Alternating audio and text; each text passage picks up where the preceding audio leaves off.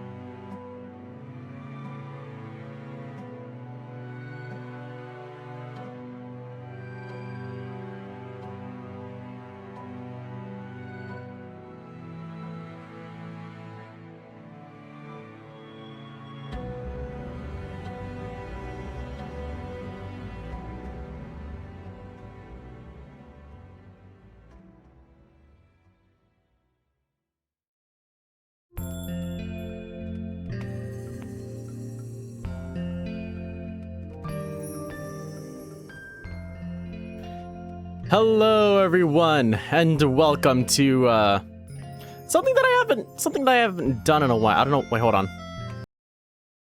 I think I have it set to the wrong output for my music. Do I not have my Spotify source here? Damn. But hello and welcome to a stream that I haven't done in a while. I just thought it's been a while since I've actually done like any sort of like drawing and such. So, hey, might as well, right? Hold on a sec. That's the wrong thing. I'm trying to add the source, but yeah, there's this one thing that I've been trying to like do for a while. And I've been trying to make this comic, but I'm not very good at that. So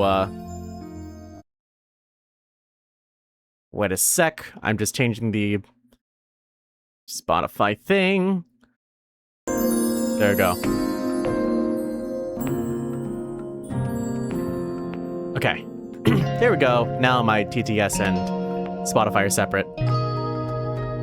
But I'm not too good at writing, so I'm gonna stick to like smaller things, like a small series that I had in mind of like little mini 3-page comics. So I guess without further ado, the music's probably gonna disappear again, but without further ado, let's get into it. Let's see.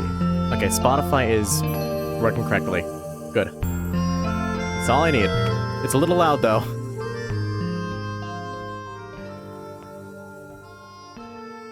Alright. So hopefully everything's working alright. Okay. It's been a while since I've actually pulled out this, like, setup, the drawing setup. But, Illustrator is also working, right? Okay. Illustrator is also working because I probably will need it in case I need to, like, backgrounds or something.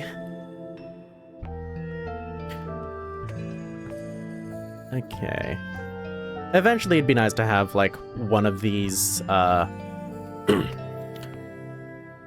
it'd be nice to have, like, some of these put into, like, a sort of book or so. But, you know, not gonna get my hopes up too much. So what I need right now, I have the general poses and such done. I just need to decide on, like, what sort of outfit would I want each of these characters to be in. Because I haven't really done, I guess, much design work per se. I'm not too great when it comes to, like, outfits and such. Oh, how ominous.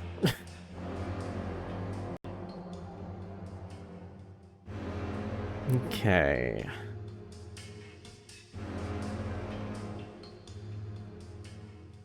Let's see. Oh my god, the music is so... What song is this? Oh. Well, you know, it's from 13 Sentinels, so I should have, like, you know, figured as much.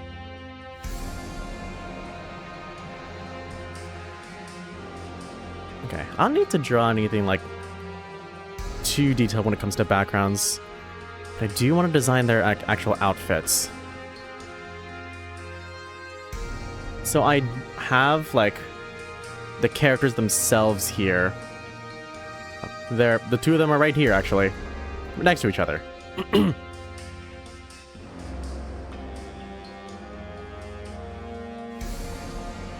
Okay.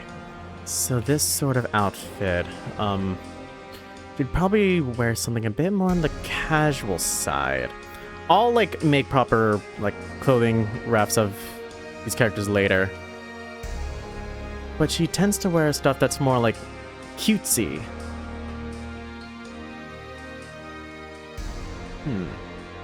I also imagine her wearing, like, sweaters and such.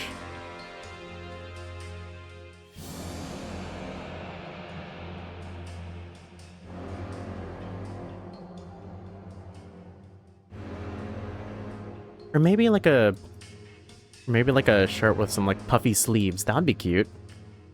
Overalls, maybe.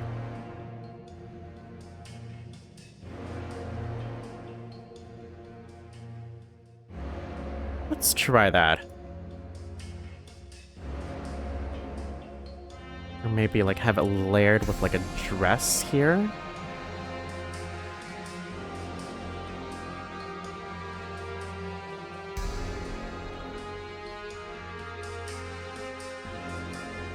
I'm really just experimenting with these outfits.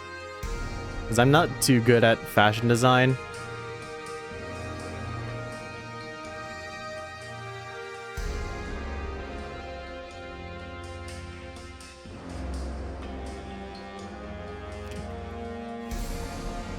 Okay, I think I do like the puffy sleeves here. So hello, Teeth, how are you doing?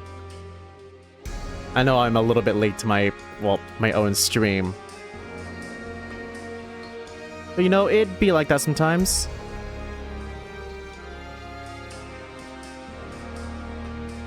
Okay. Let's see. Puffy sleeves. Make her look cute.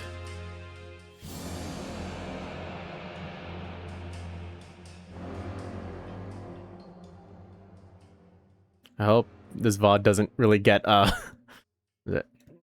the sound muted. Because you know how it is sometimes with like streams and audio.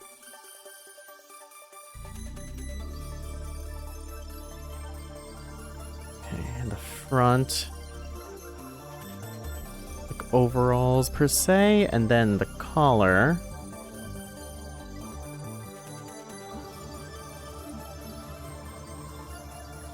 Center of the body's about right here, then that should work fine.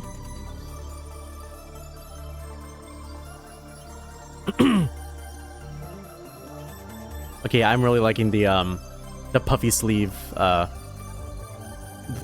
overall dress look.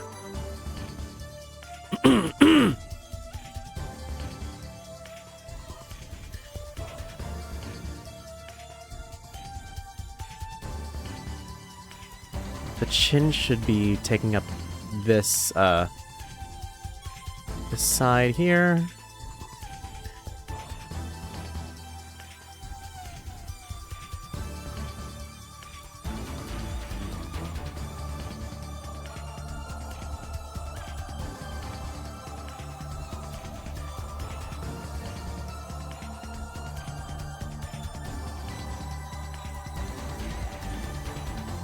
Yeah, it does look a little bit weird, but like it's a bit of a lower angle. Wait, but if it's a lower angle, then I could move the chin up a bit more, but maybe I don't feel like it.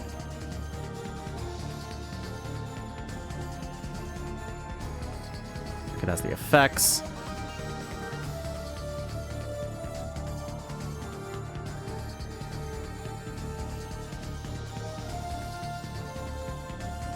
Going about this far.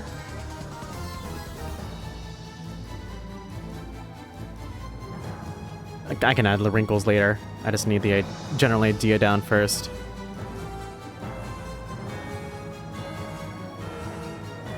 Looks fine.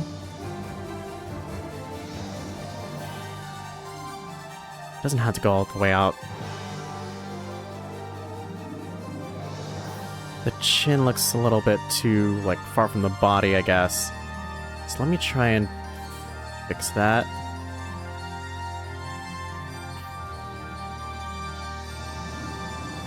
There we go. So rotate the body a bit so, looks like, you know, she's leaning forward to take a bite of that burger. This is also a very large burger, but hey, maybe she's a hungry girl.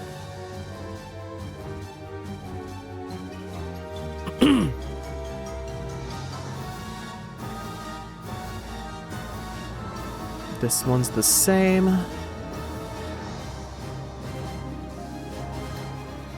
The neck is right here, then...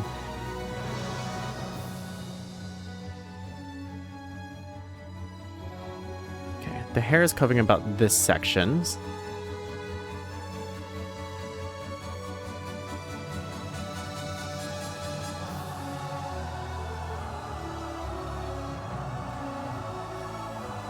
Yeah, this should do fine.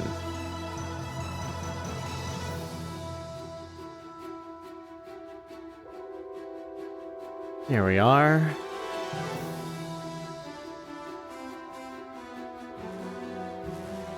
We can show a little bit of the sleeve because the hair is being like blown this way, so it's not hiding anything.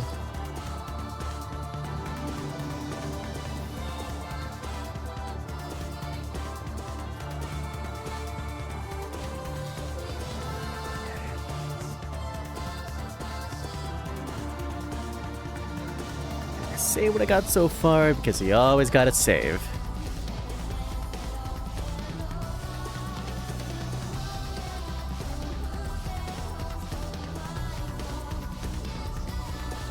We make the features really small here.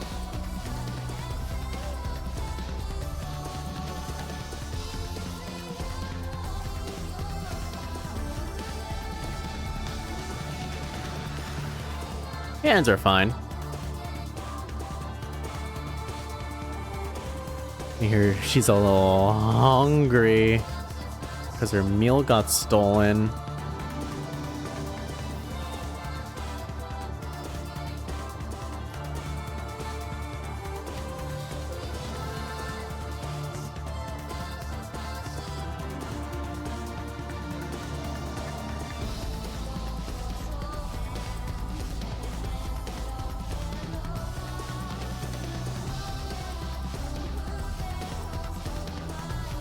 A little bit of a...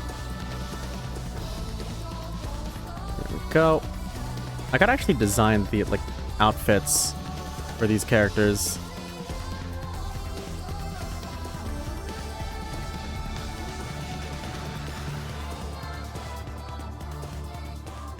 Did I have to go up her neck some, or is it, like, at the base? I was kind of at the base, so it doesn't really go up her neck. That should be lower.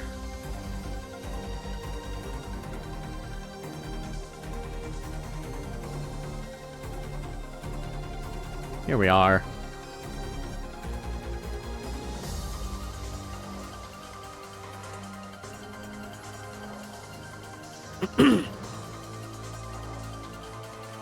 Could give her accessories as well. Earrings are kind of out of the question because, well, her ears are covered.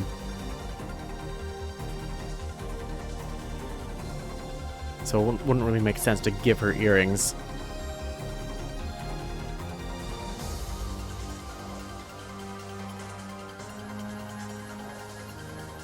God, I am not good at drawing hands. Okay, well, I guess it's time to start lining here. Okay.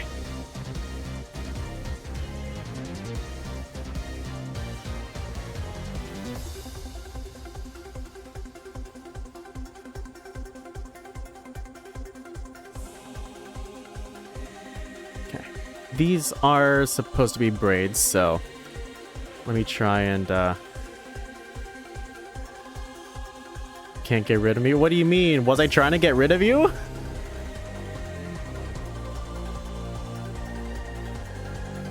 I probably don't need to like detail it too much because this style is supposed to be simple. If it was in my other style, I'd probably like, you know, actually, you know, try and go simple. This should be enough. I can draw big braid. Crime scene cleaner got a huge update, so that's what you've been spending your time on now. Yo. Hey, at some... Wait. That's different from Viscera cleanup detail, right?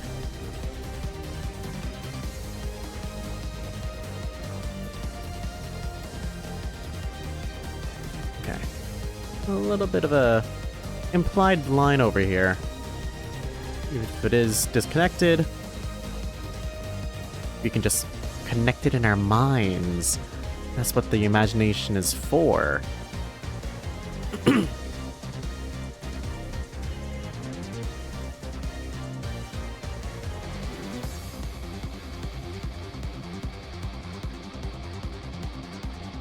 supposed to be like this, right?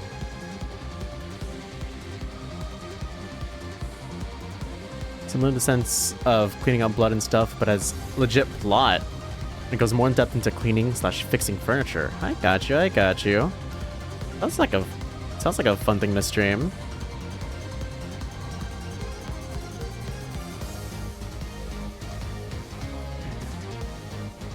I'm trying to, like, imagine where a braid would go. I know I said it didn't have to be too detailed, but you know, let me just search up braids. I'm gonna look on my phone though. Sometimes you just forget what braids look like.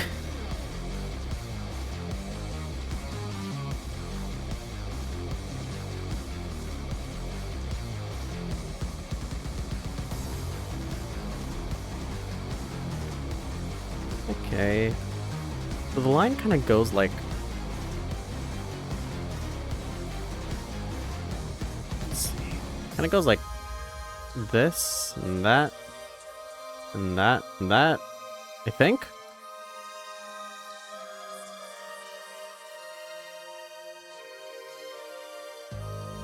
This kind of goes like this, and that.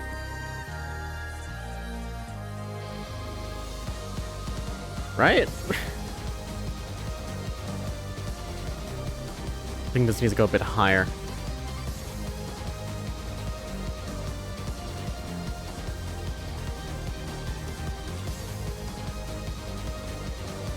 This needs to be a little bit of a break here, I think.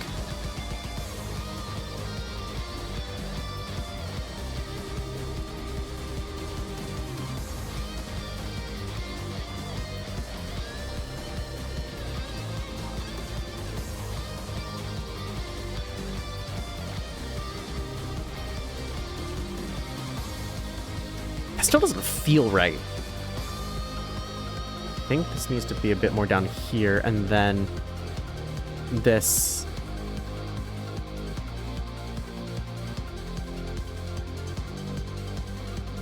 Okay. You return the time to continue hundreding your line. Drawing characters and just pen kill now you don't have a pencil. That's how we build line confidence. It's hard. I understand.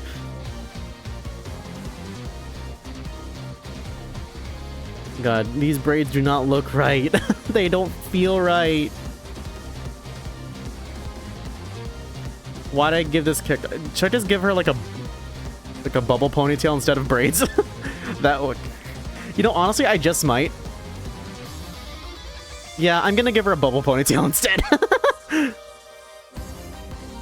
Usually drawn only pen, but we've never drawn them before. I got you. Well, hey. Practice. That's what we do here.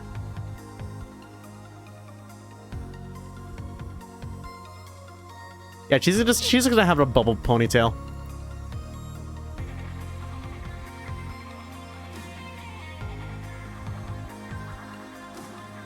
Hold on.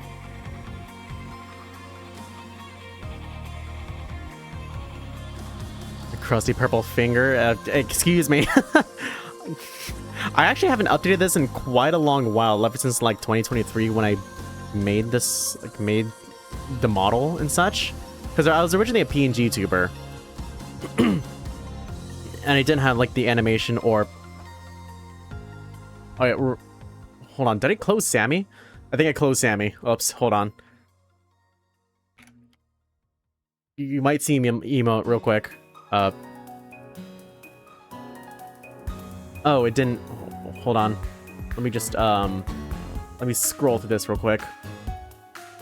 Run that. Okay, there we go. Alright, now we're good. Now we're good. Now I'm emoting. You need your OC in a PNG tuber laid out. How much is the commission? Generally, that's about like a... For like a cell shaded, that's about 50. For like a character portraits. What is it? Sad, accomplished, mad, irritated. well, there's generic happy, there's disappointed, which is this one. There's devastated, which is one I haven't set up yet. And of course there's happy. I still have yet to make the other expressions that I want to use. But eventually I'll get down to it because I feel like I need a way to and like maybe rig my characters so I can easily like swap out costumes and such, because the software does have a way for you to like rig up costumes, but I want to be able to have like a base of like, expressions, because you're trying to get your PC and you're actually trying to figure out a model. I got you. Yeah, I think she needs a little bit more back here.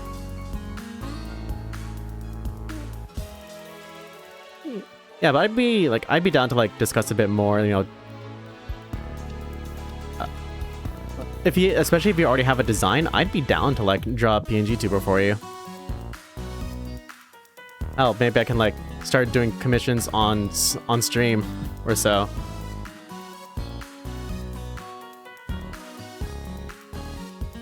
Honestly, that might be something that I can think about.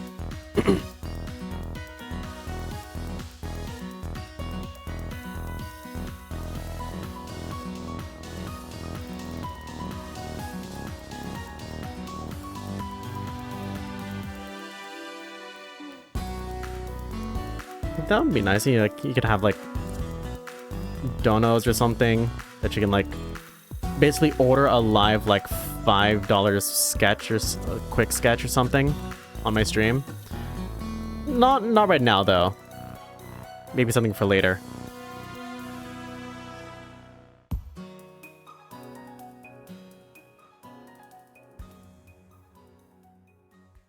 Oh, yeah.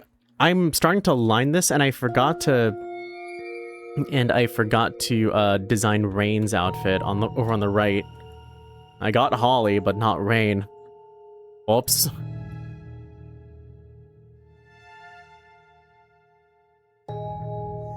Oh my god. The takeout bag could be bigger.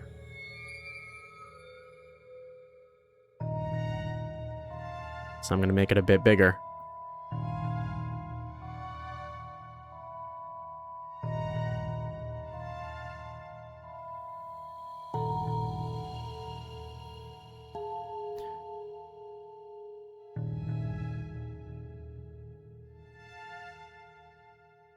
I can probably color the lines or so.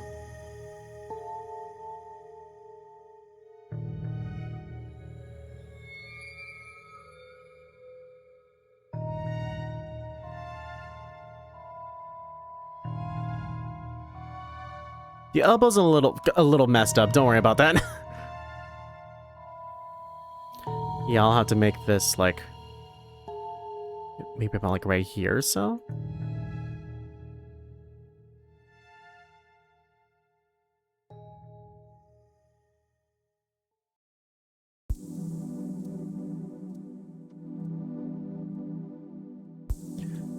I'll have to move the bag though.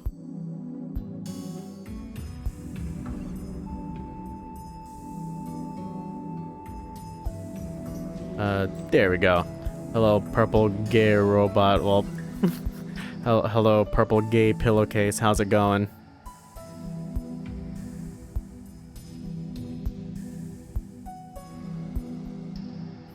I can draw on the effects later. Do you like this burger? This is certainly a burger, right?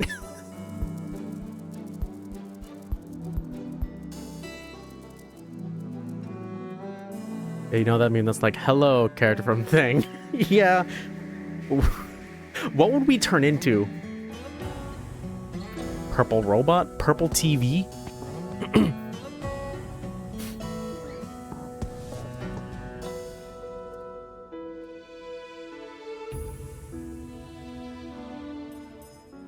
A purple TV and a purple pillowcase.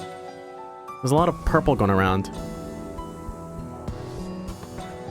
Okay, What should he have? I think he's a sort of character that likes to dress pretty simply. He dresses more just for comfort. He's not too concerned with fashion.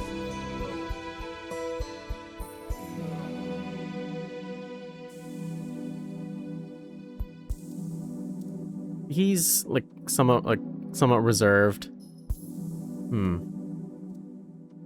He's smart, but he's like more so like, I guess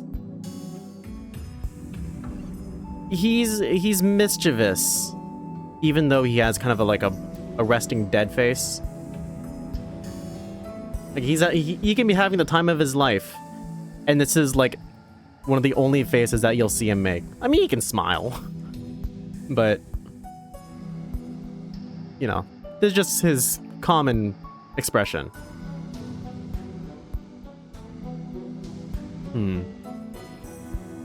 What do I want? What sort of outfit? Maybe starting from the third page where he's like at his most exposed would help.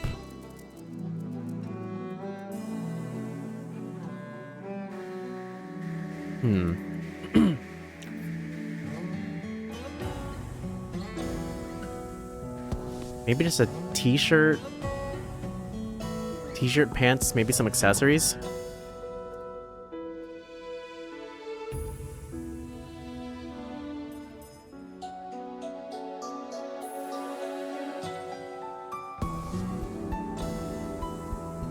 Maybe I'll just give him just a regular t-shirt.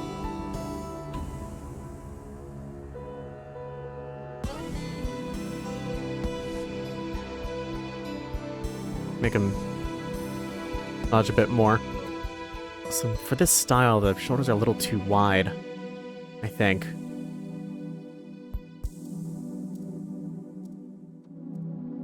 Now, I have like 2 styles I draw in.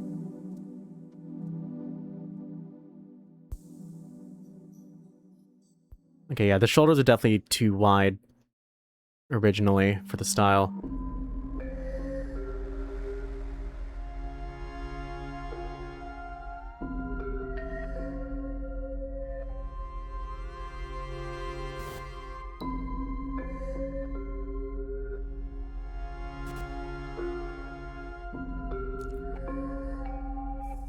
Okay, gonna do one of these. His arm is like really long. Yeah, I was just getting an idea down here.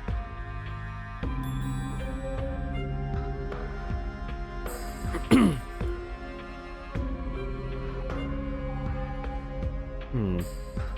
can give him just like a t-shirt.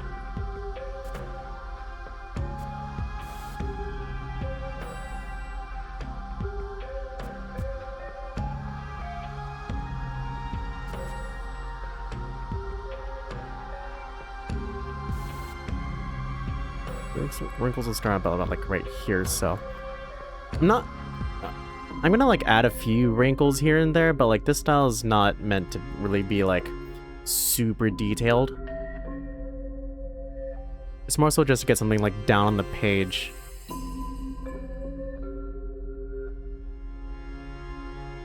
Get something down on the page and then like just make things. It's supposed to be simple.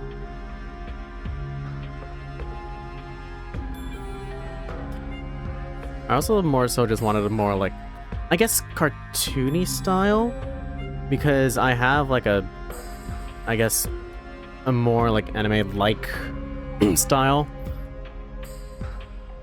Sometimes your guy just wants to, you know, not have to worry so much about anatomy.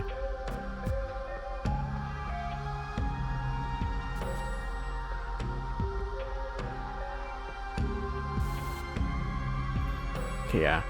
If he's gonna be dressing plainly, the most he can do is accessorize. So I think that's what I'm gonna have him do. I'll put him in a t-shirt and then have a decent amount of accessories on him.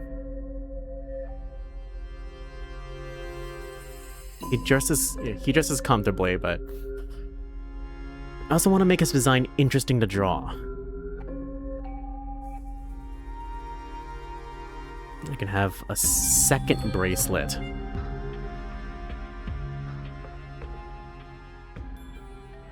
Is Rel still here? I don't know if Rel is still here.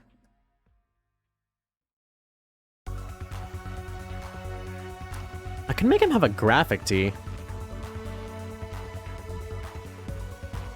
Yeah, I'll worry about that later. I can design a graphic tee once I, once the base is done.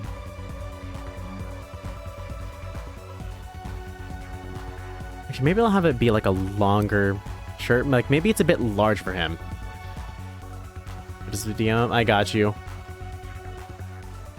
Oh, you drew Darmy. Hey. Yeah, send it over to him.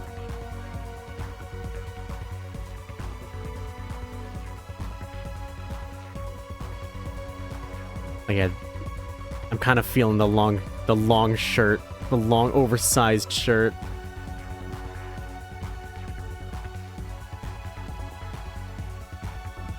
Since you're on your way home, you'll have access to your full sketchbook so you can work more. I got you. You gotta... Drawing is fun. I just need to do it more. Okay.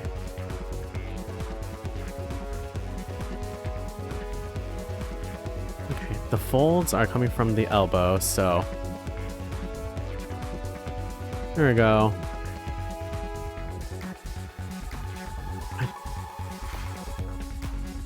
I'll have some, like, light folds here.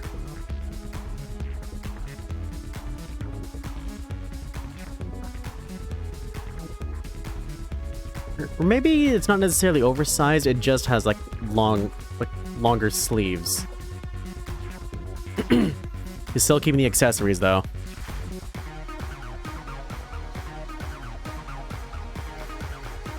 What would he look like with glasses? I'm curious.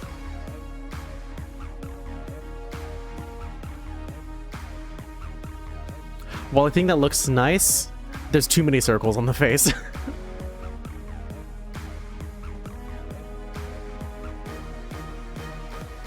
Or it could be.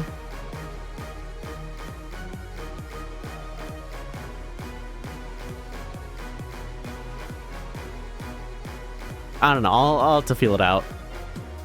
Maybe he wears glasses specifically for fashion.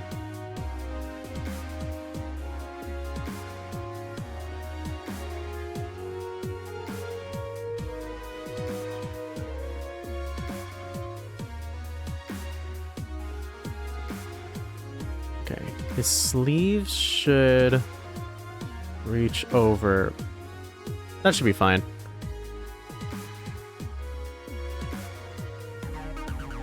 The style should not be too detailed.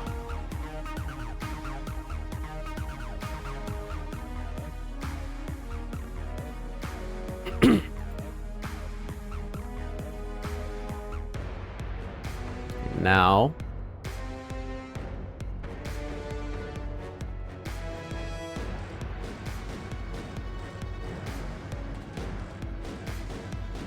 Did I draw the other arm?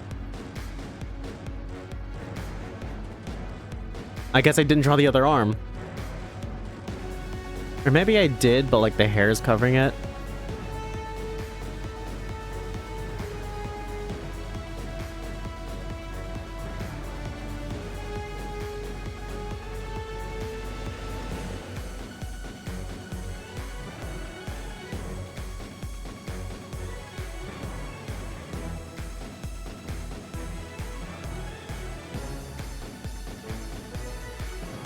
Okay. Yeah, shirt's fine. I'm gonna put him in pants. And he's just gonna have...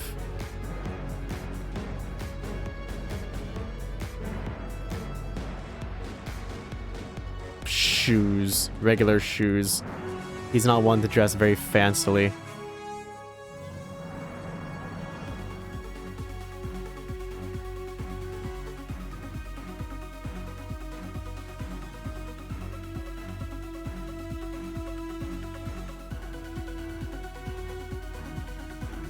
Okay, I hope the music is at a good level.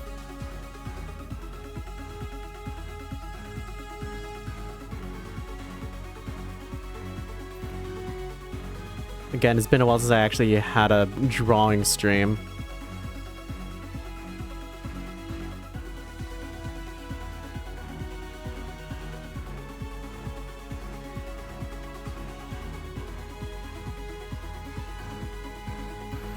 So, like, some other setup stuff isn't, like, probably isn't up to date.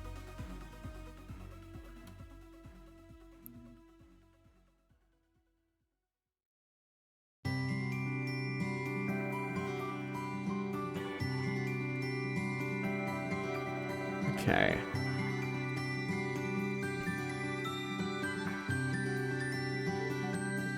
His left hand was the one that had all the accessories on it, so... I mean, I could probably have, like... maybe, like, rings or so on here. But I'll worry about that later.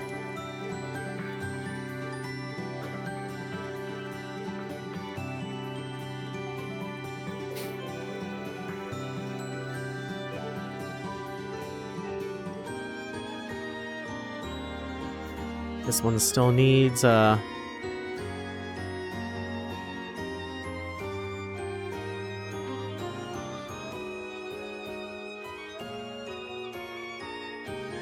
we are. I'm really digging the longer sleeves look.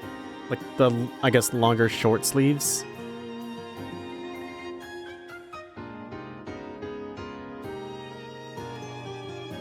The stuff that I need to write, too.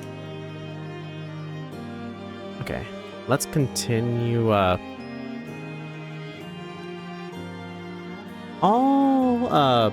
put these effects in their own, folder, or their own layer. Because I plan to recolor the, line art.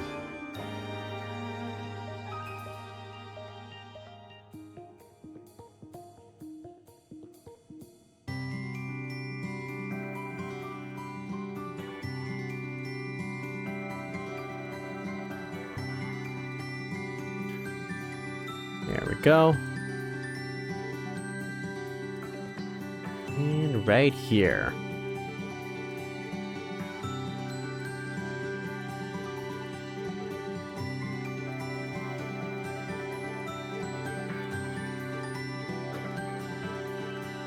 That's fine, I can keep him on here.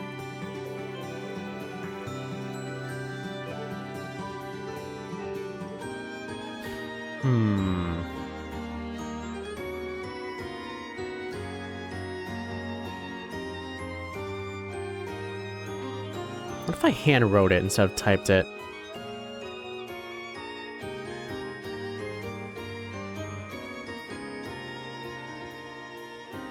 Maybe I should write in a thinner brush.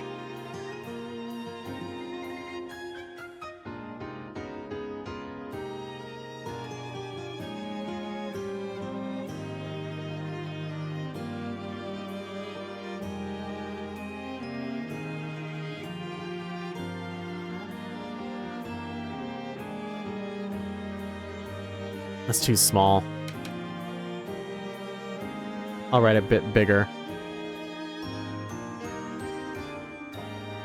That way I can, like, size it down, because you never want to resize up. Because it'll look blurry.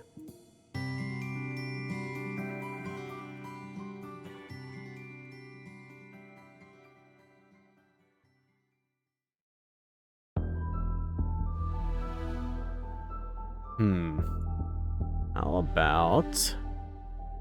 Where's the speech bubble tool? There we go. Oh, wait, hold on.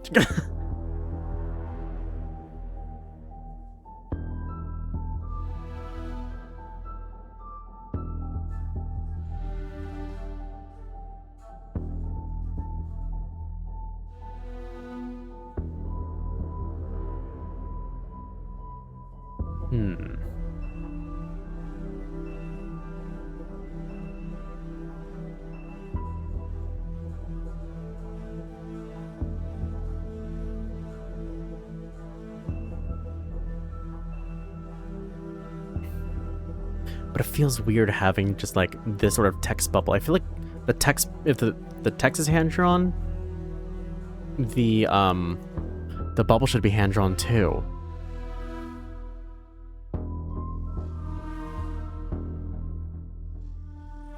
Oh my god. Switch the colors, please.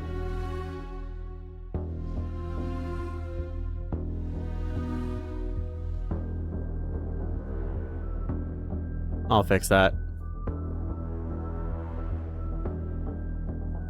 Here we are.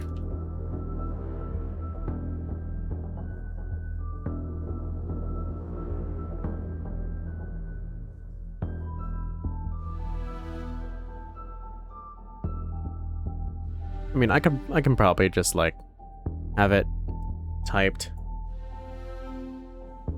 TC Wild Words, save me.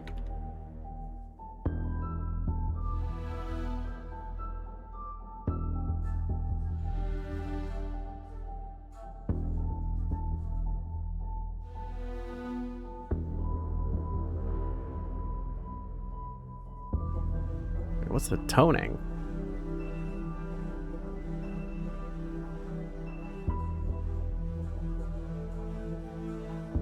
If I have a thicker brush. Oh. Let's see a 20-point outline. Okay, it's not bad. Okay. Can I like reverse the balloon tail? I can. Okay, good to know. Width of tail. Polyline. Okay.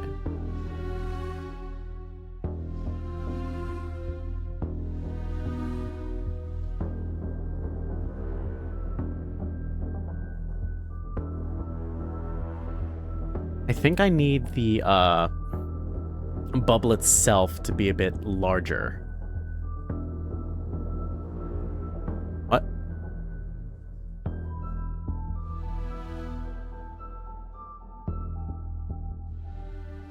Where is it?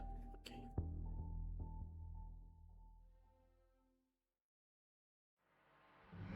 Please let me can I just adjust the shape itself?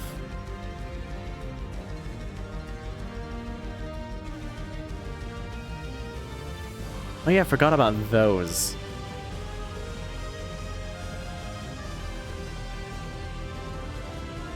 I never use these. Oh right, oh that's how you do it.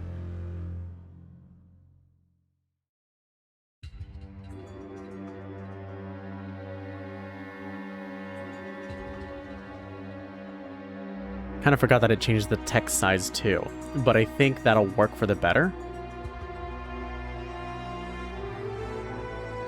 Yeah, okay. That way I can... Wait, spline? What is that? Ah, right.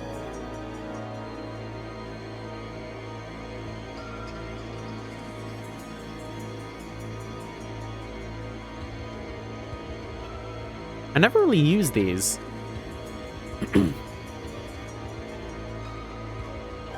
I'm also still on a 1.0, like, what's it, CSP 1.0. I never, like, upgraded to 4.0 because, you know, subscriptions, and also the upgrading itself costs money. I can probably do it a bit later, but I don't know if there's any features that I, like, really want in, like, 4.0 so far.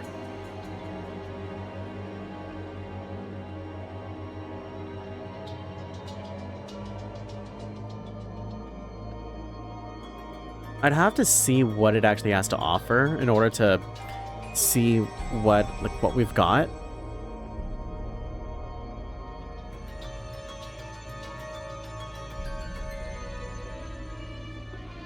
Okay, gotta give plenty of like headroom for this.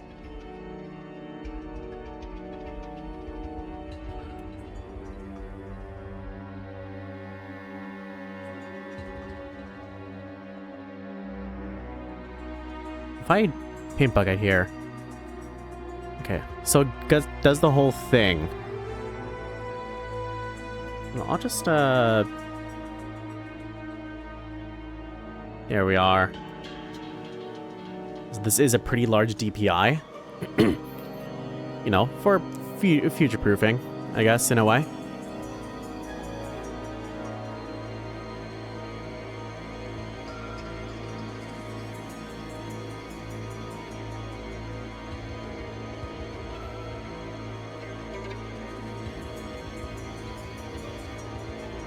I need to draw a set of automatic doors.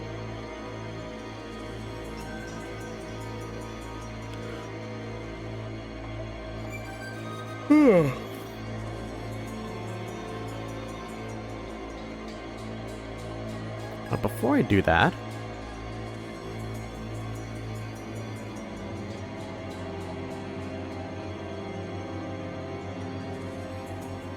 gotta draw the, that.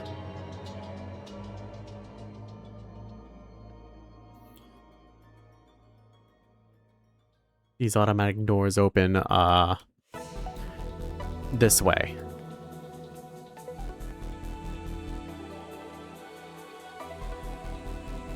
Maybe yeah, let's have a separate, layer here.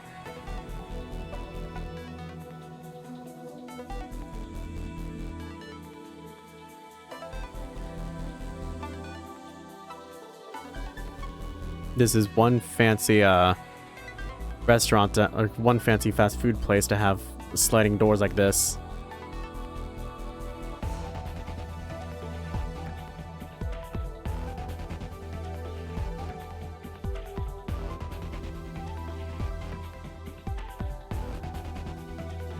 Gotta indicate it's glass somehow.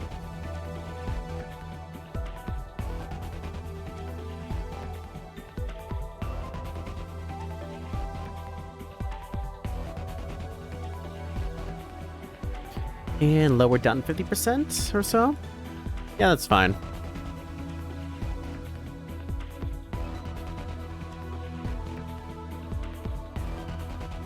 Okay, gotta indicate that it's the sky outside somehow.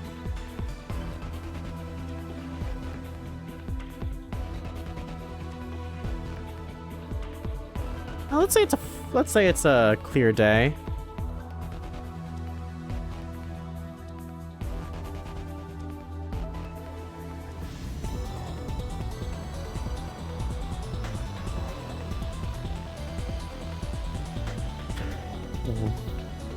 Let's see, what sort of fast food idea? This is gonna be the sign for the fast food restaurant, or the fast food establishment.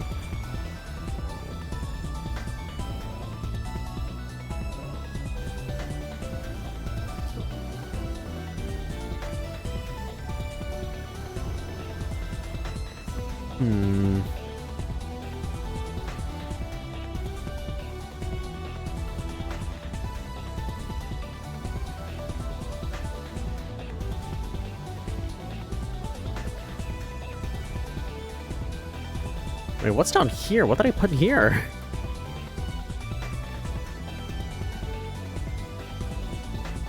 I guess I drew all the way down here.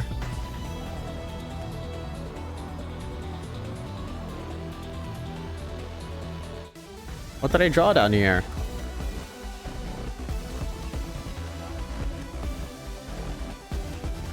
Okay, that's fine. That's fine. Oh, the pole.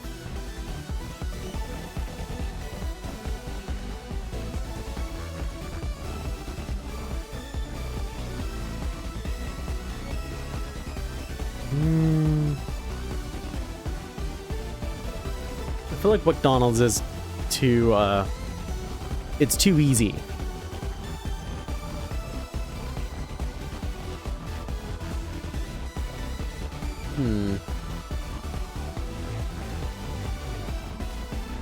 Okay, just call it burger.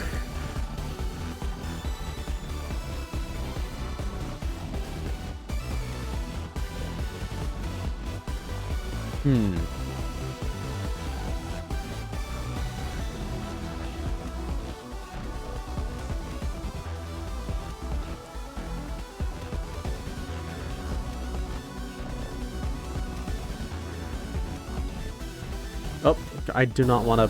Whatever that is. Seems to be a pallet.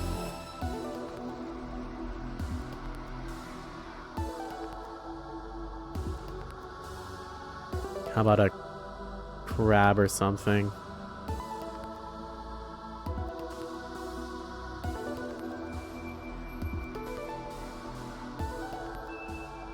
It's the Krusty Krab. What sort of name would he want for a for a burger joint?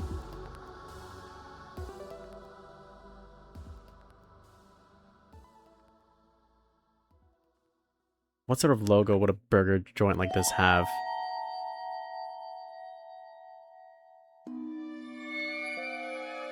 I think something like this, maybe? Let's hide the text box for now.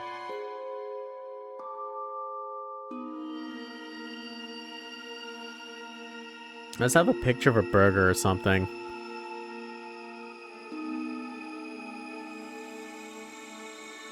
Hold on, I'm doing the wrong order. I'm gonna go from top to bottom. Or bottom to top.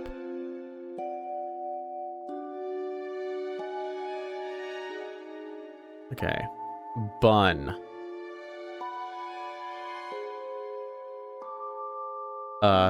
Cheese. Lettuce. A tomato.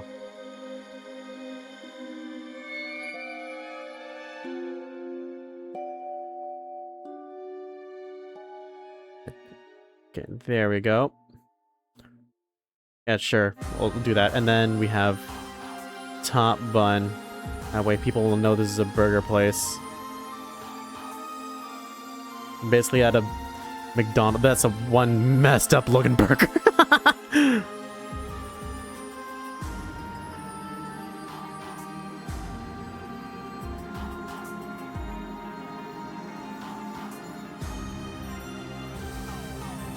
You know, let's add the sesame seeds on top too.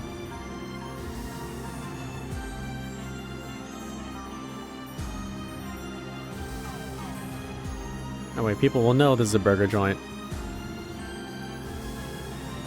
Even though they never come with sesame seeds properly. You know how fast food is. Save on those costs. While also not giving the best service possible because they're a burger place.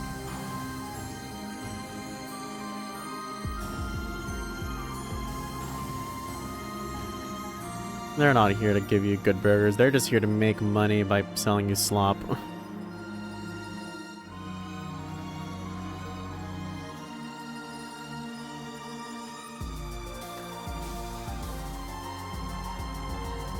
Yeah, that should be fine.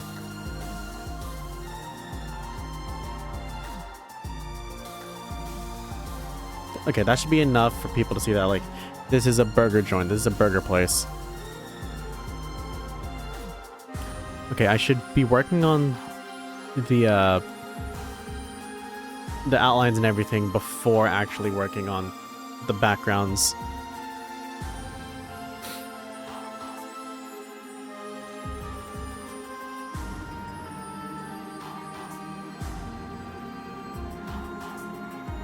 Okay. Gotta make these the best looking burgers that I've ever seen. And I haven't seen many burgers. Like, in the context of, like, I want to draw this thing. I'm not really good at drawing objects, per se. Or I'm not really good at drawing objects.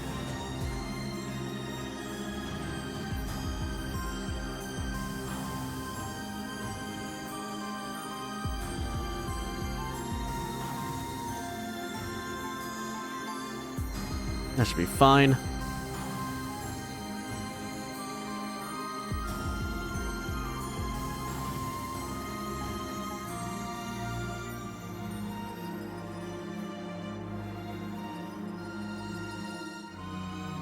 Maybe it's a really good like it's a really good burger. Maybe it's like a mom and pop shop or something. Like it actually comes with everything on that burger, and not just like, oh, here's a stock picture.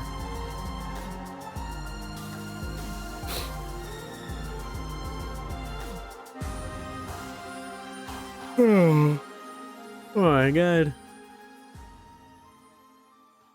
It's already been about an hour? I feel like I just started. When I drew what? Sorry, I had to get client with teeth messaged. Okay, I got you. Well, it's been you've been darmied, bruh. It's been an hour. I know. It feels like I just started. What happened? I just drew the tomatoes on that burger on the sign.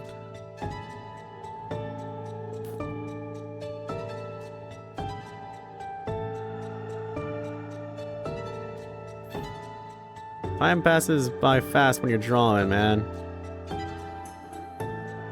Okay. Let's make this the best looking burger I can possibly imagine.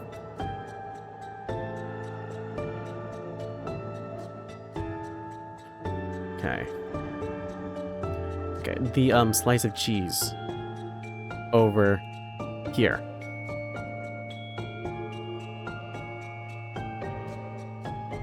Imagine having a job. Haha, I need to get a job. Yeah, job hunting is hard. Man, I completely understand. Oh, this burger is still not. Oh my god, fix it. And this job economy, it's terrible. Yeah, I do hope you're able to find one. Like at some point. Anytime, really.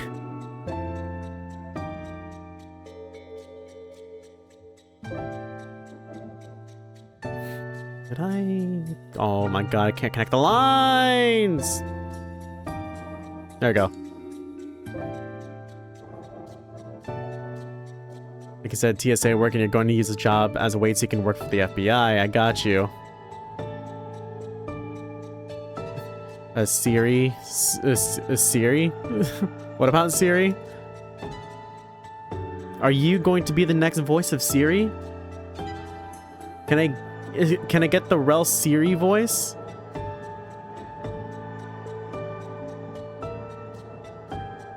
Oh my god, please. Let me draw the bottom bun of this burger. Don't tell them I'm an anarchist. A little late for that one, man.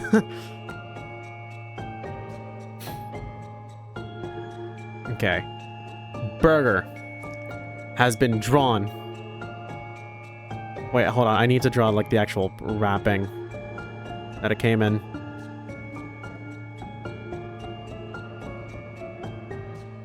Okay, let's draw a corner over here and then connect it over this way.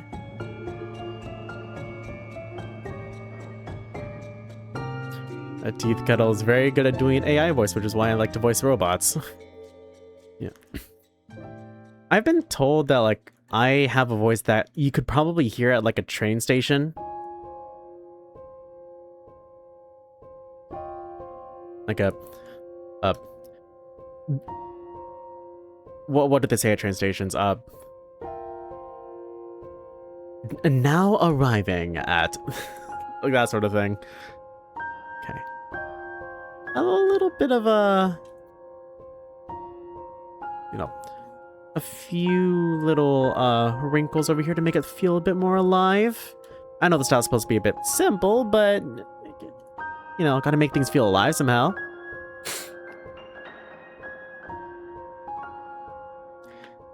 When you're not gonna be part of the security force, you're gonna be working on their vehicles. You're gonna be an automotive tech for the FBI. I got you, I got you. It sounds like a lot of fun working with machines like that.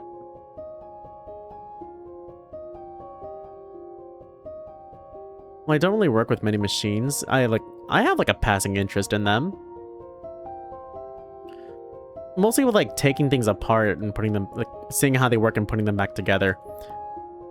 It's actually one of the, what was it? It's actually one of the qualities that actually got me my current job because I like I don't know if I said this, but I'm the esports coordinator at a university, and while the main bulk of it is running broadcasts and managing the people that actually work at the establishment that work under me, I also have to have some like technical know-how about like how our how our establishment is like wired and such. And me being kind of curious, like I learned about like when I was still an undergrad, it's at the same college that I got my degree in. I like kind of looked around, like snooped around at the wirings and like at the inner workings, and I kind of learned how everything was constructed. And that, like, they said, like, hey, we need there's a position opening up that, like, that we could use someone that actually knows about this arena. And I'm like, hell yeah, sure, I'll take it. So I applied, I got in, and, well, that was last year. It's actually been nearly a year since I started working there. Come May, it'll be a full year. It's still crazy to think about.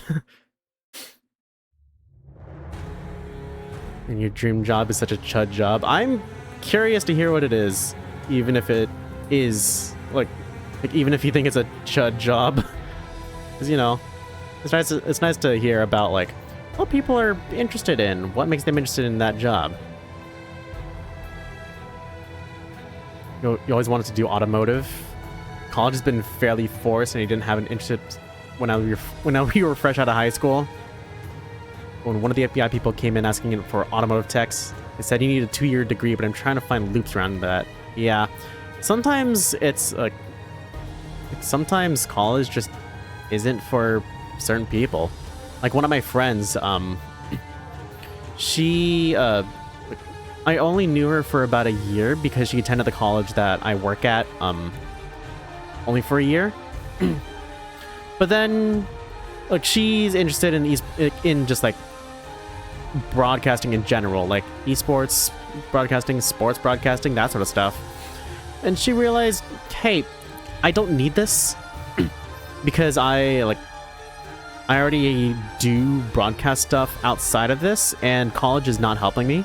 So she left college, and I think she works for various broadcasting companies throughout the East Coast. Yeah. Okay, all of chat didn't load, so you had to close Twitch and reload. Ah, damn. Twitch moment. You know how it be. But how do I draw fries? How do I draw a whole batch of fries? You don't need college to learn? Yeah. Some feel like if it's like a medical, like something medical, like, yes, please have a degree because, you know, I need someone to trust to actually operate on me or give me or tell me what my health is like. Because, you know, that's a life on the line. You need to be that's a life on the line that needs like a good amount of practice to be able to practice a knowledge that needs to happen. But for other stuff, like something more vocational, it's something that's a bit more that could be like gig work, like that stuff, you don't really need it. And like just a drive to improve. You don't need to have a degree to you don't need to have a degree if you're gonna be like going in that sort of field.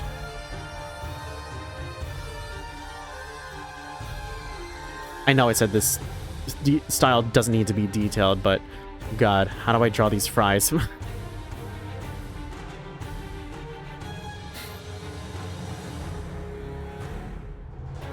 Okay.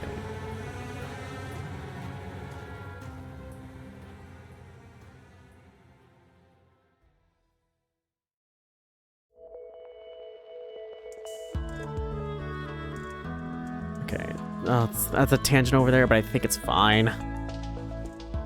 No, degree is just another flashy way of saying I get paid more than you. Yeah. And sometimes you don't even use your degree. Like, I graduated in computer science, but I hate I hate it. I hate programming. Like, I respect the people that know how to program because, God, that is hard to do. So I kind of get it. But for me, I will outright refuse to take coding, take software engineering as a job.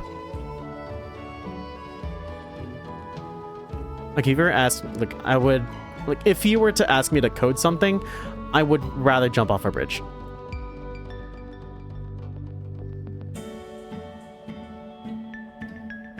It was that bad. Yeah. My school does not have a good computer science program. Let me just say that. Because it's mostly like an arts/nursing school. So, stuff like that doesn't get as much funding, I think.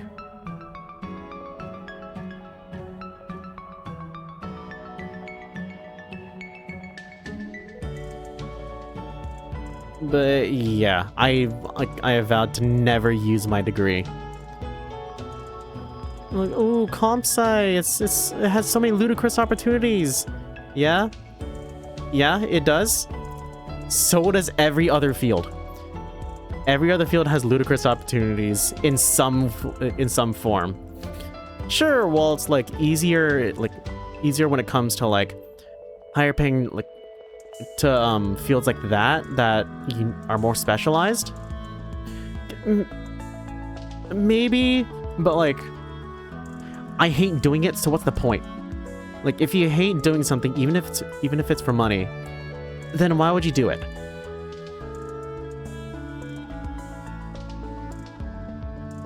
I get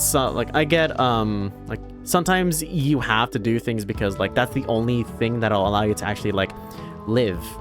I know my mom, she's in the medical field, but when she was in college, she also didn't like nursing, but because she didn't have much money, then she had to push through that in order to actually succeed. But which I understand, but with me, my situation, I didn't have that. I had a net, thankfully, and I didn't want to feel forced to do the same thing if I didn't have to, and I didn't have to. Anyways, yeah, your stupid chud dreams do just that. A stupid chud dream. Wait, hold on. Let me read through chat a little bit. You think it's ironic they do good robot voice, but counterpoint, you're very anti-AI. I'm pretty sure anyone that does anything creative is anti-AI. And if you do a creative job, if you do something creative and you are pro-AI, I'm sorry to say, but you're not an artist. You're masquerading as an artist. You're a businessman masquerading as an artist. Your only goal is money. And that's not, I don't think that's a good motivation for becoming an artist. You shouldn't have to fake that sort of thing. Let's see. Yeah, I hate AI. Anyways, yeah, my stupid chud dream job is just that, a stupid chud dream. I mean, it'd still be nice to hear, you know? I hate AI for job searching. I hate AI for stealing people's jobs. Technology should be a staple, but not AI. Yeah. AI should be the one doing the dishes and sweeping the floors while I can draw and voice act and whatever. Not the other way around. You hate learning it, but you love doing it, yeah. It'd be like that, you know? I love books so much, it's such a wonderful medium. Yeah, I can agree with that. Writing is hard. I'm not very good. I'm not a very good writer. But I still practice doing it because I like writing. I like doing it. That's one of the reasons why I want to start, I want to draw, a webcomic. Which, funny thing, I do have ideas for. I have an idea that's like, I want to do in 3 parts. I could just go on an entire tangent of drawing this to explain some stuff about my, about the world in my head, I guess. Because I have ideas, I just need to write them down.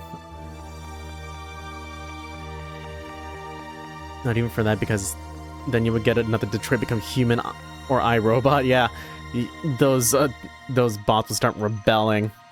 And what are we gonna do about it? We made them too strong, and we over-relied on them. Now we don't have the now we don't have the means to do the work ourselves because we push it all into AI.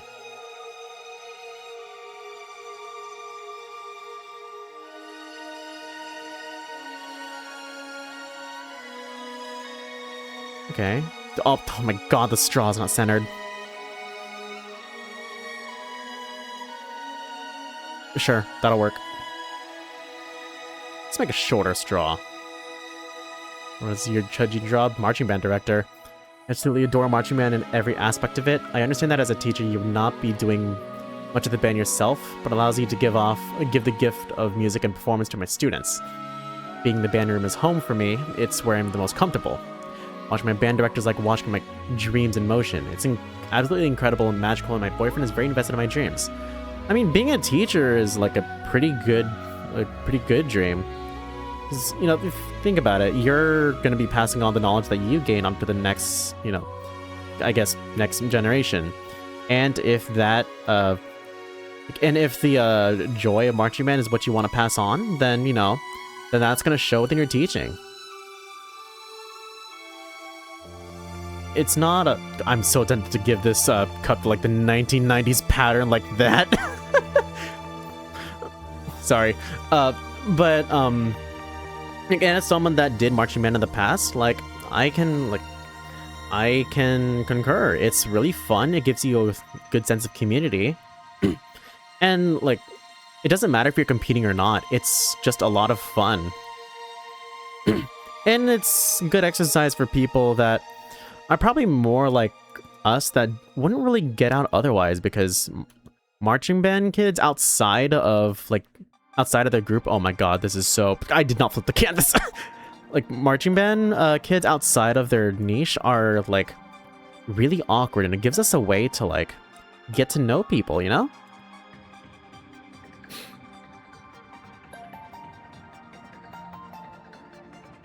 You might have another idea for another sibling, and she's a female. Probably an older sister, and her power is chronokinesis. Time movement? Moving things through time, or moving time itself? Her animal's gonna be a jaguar. I feel like that's a reference to something, but I can't put my finger on it. You're coming for your director's job. That's hers inside joke. Well, hey, maybe you can go back to that to your high school and become an assistant instructor. Because if you're good if you're good with teaching, then you know that wouldn't be too bad. You know, it gives you a job, and it helps out your band director. He has a time manipulation power, so she can speed up or slow down people, speed up their aging or reverse them. She can also time travel if she wanted to. I'm curious, what's the relation, with the original, I guess? Because you say she's the sister character. What about the sibling? Or I assume that's a sibling for your ERC, Rel? Okay. Ketchup. Gotta have the ketchup. I mean, I personally like sriracha mayo for fries. Though if it the mayo, I feel like it has to be Kewpie mayo. It can't be American mayo because it's too I don't know what it is about it. I'm just not much of a fan of American mayo. Unless it's spread thinly on sandwiches or something. But Kewpie mayo, that's the stuff right there. You like magic users who just do absolute bullshit with their magic, conjure water in their ops lungs. I cast Testicular Torsion. That's a classic. Zerozy has a whole bunch of siblings with different types of powers. Signature spell, waterboarding. Unfortunately, I don't think I get the reference, but you know, that is kind of funny as a power. I have these superpowers, but they are but all of them are only methods of torture. If you hate mayonnaise in any form, fuck you and you grin if you like mayonnaise. Oh well, damn. Okay, I guess I struck a nerve there. I'm sorry. There's a middle child which is a silver sign color and his power is telekinesis. But he could do similarities like Invisible Woman, but he can also be similar to Silver the Hedgehog. Like, turning invisible or... Oh wait, no. Well, Silver the Hedgehog is, you know... I know that one because, you know, it's Silver the Hedgehog. But Invisible Woman, I'm not too familiar with superheroes. Like, other than turning invisible, what is, like, her other thing that involves, like, telekinesis? References is just Twisted Wonderland. Signature spells. Okay, got you. Like, off with your head from the one who's the Queen of Hearts, right? Like, I'm not in the Twisted Wonderland space, unfortunately. But, I have heard some things from people that, like, do enjoy it. So why not? But one of the smartest out of all of them, and you're trying to figure out his animal. Because he's still having ideas, because one minute you're thinking falcon, the other one's thinking tiger, and you were thinking of a sea lion. If they're like smart, maybe it's sort of corvid. I know they're like you know, crows, ravens. They're kind of like, I guess, symbolic of like death, but they're also really smart. That could be a thing you could capitalize on. Wasn't worth from Gotcha, but you're trying to make them out from the Gotchaverse. I gotcha, I got you. Oh, that's the wrong thing. Oops. I almost merged the wrong layers. I'm trying to take your boyfriend skating, but we can't decide if you'd rather hang out on Saturday or skate on Friday or both. I mean, why not one? Like, why not both?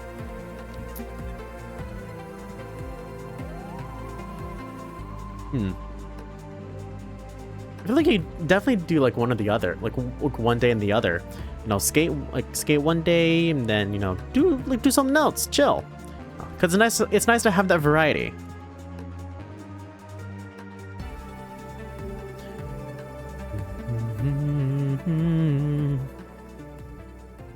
Okay, we've got another brother, which is Earth manipulation, which he is the strongest one is animals and armadillo.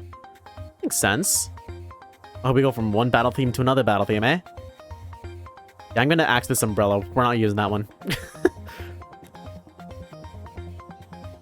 Because there are other angles later in the comic that definitely, like, it would probably be here, but it would like cover Rain's face over here, which I am not gonna do that. That's what I'm saying, but he also doesn't want to if he ends up swamped with homework, so yeah. It's a balancing act, you know? You gotta do what you gotta do. You know, homework is kind of important. And there's then there's one of the younger brothers, which is a electrokinesis, and he's one of the two speedsters. So like Volt from Warframe.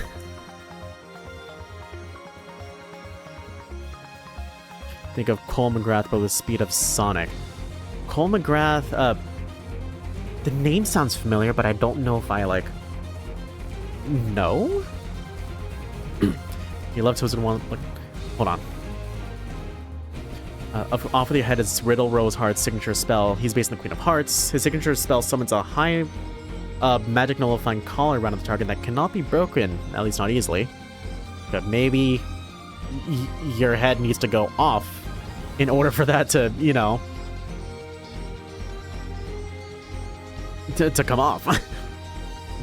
You know, you love Twisted Wonderland, and while Riddle isn't my favorite, he's still a good character. Glad you caught the reference, at least a little. Yeah. Yeah, I know of it. I'm just not, like, in it, if you know what I mean. It has really bad anger issues. There were some ads that I had gotten from, for the Twisted Wonderland anime. Or, no. It was an Iron Mouse video of her learning that one of the characters, like, her favorite character is voiced by Sayu. And she got pissed at that. Because, you know, like, I understand, like, the whole thing, being weirded out, like being, like, feeling weird if, like, a character that you may simp for is voiced by someone that you know personally. And it's like, oh my god, you ruined the character for me. It's so funny. Yeah. But Riddle has really bad anger issues. Yeah, I saw that in that Iron Mouse video. God, I need to get to a point where I can make like where I can do that to people. If they like characters that they really enjoy doing or that they really enjoy thinking about, I need to voice them just so I can mess with them. There's also one of his older brothers. He is pyrokinesis. Ooh. We got fire. Please, Holly, your eyelashes.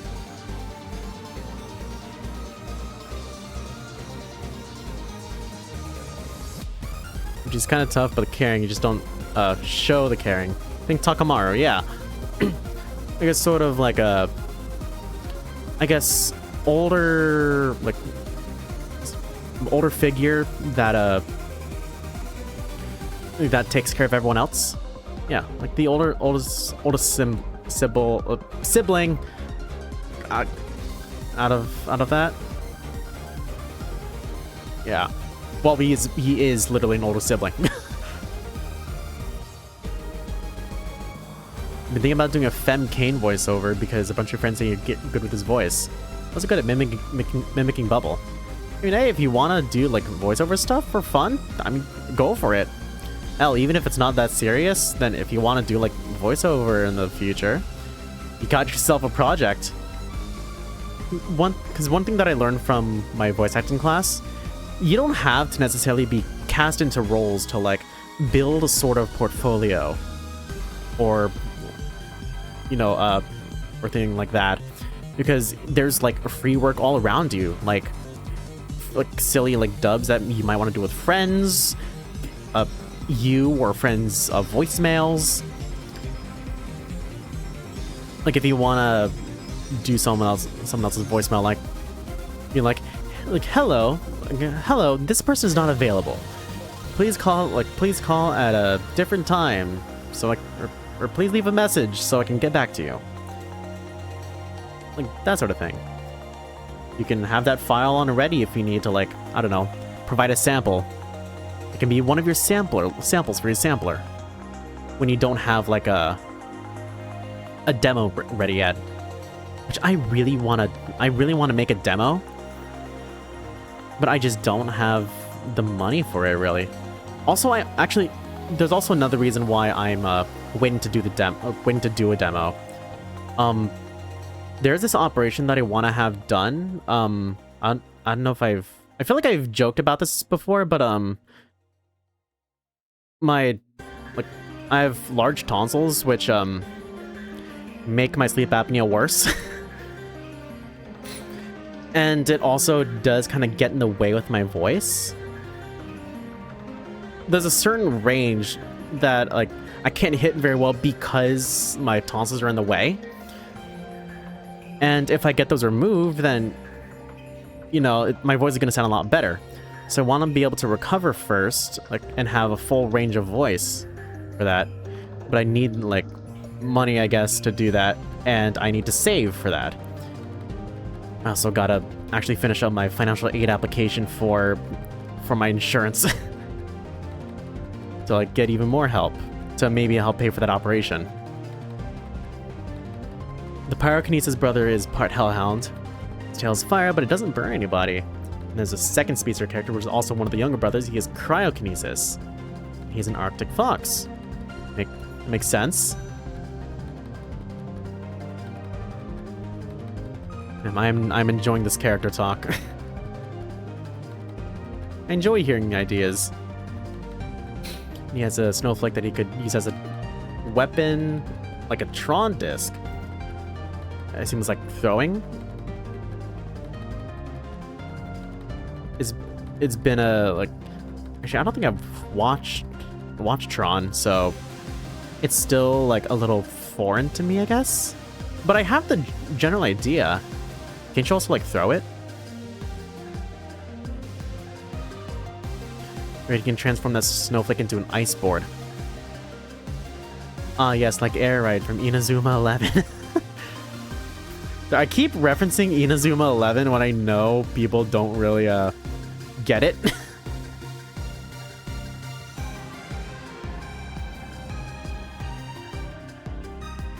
But, like, I really enjoy that series, and I wish, like, it's kind of dumb.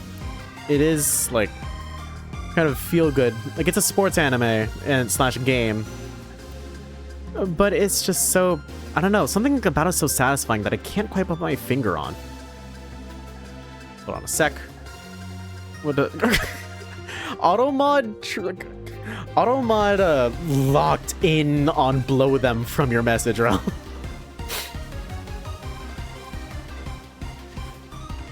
You throw it, but if it makes contact, it creates a giant ice shockwave that can freeze targets or blow them back. Okay, I got you.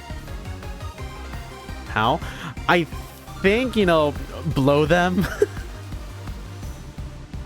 Which is, you know, why would Automod detect that? Is this the right... This doesn't feel like the right pen thickness. Like, it needs to be thicker.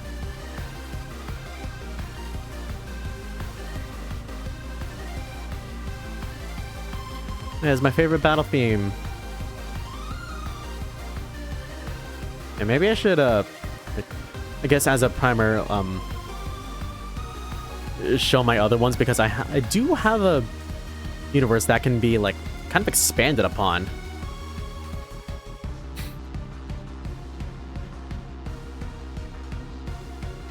There's 2 more, I got you. Curious to hear.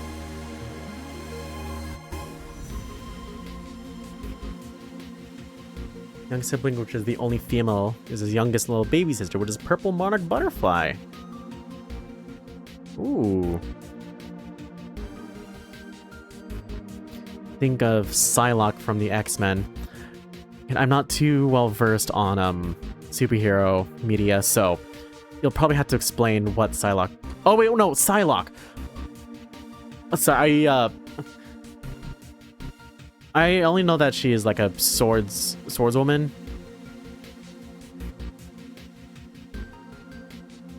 And the only reason why I don't know of Psylocke is because of Marvel Rivals.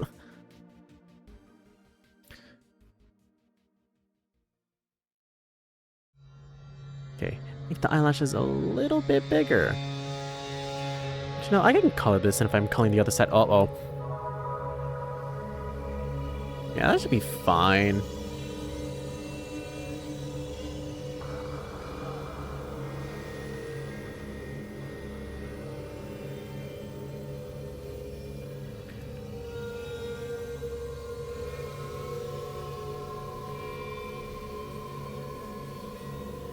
I think it needs to be a bit shallower. Basically, if you see a purple glowing butterfly, you better run. It's either going to power up by grabbing that butterfly and turning it into a energy wrist blade, or charge up her weapon, which is called Butterfly's Grace. I assume it's her sword.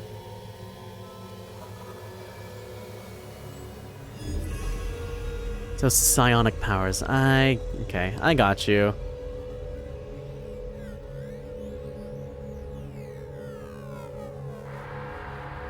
This character's got that Japanese snack bag look on her face. Okay. She has like taller eyes than this. No, don't do that.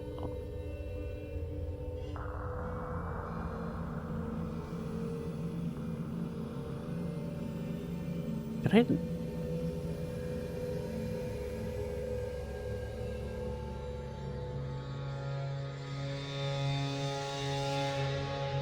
There you go, a little bit wider. Then there's the, I guess you can say sibling, but they're not related. Only related by Cosmic, which is Kai the Green Celestial Dragon. Or one of the Celestial Dragons. There's multiple, eh? About having the power of Cosmic. Still not quite sure.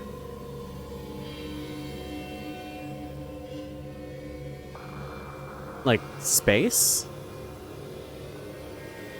So there's a lot of, like, I'm not very well versed in media.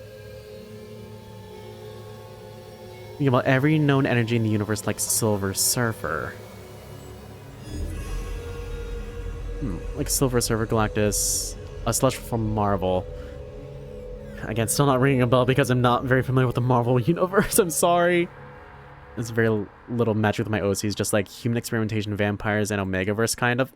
Where does the Omegaverse fit in, Teeth? Honestly, you don't have to have anything fancy. Like, this set of OCs right here on the left.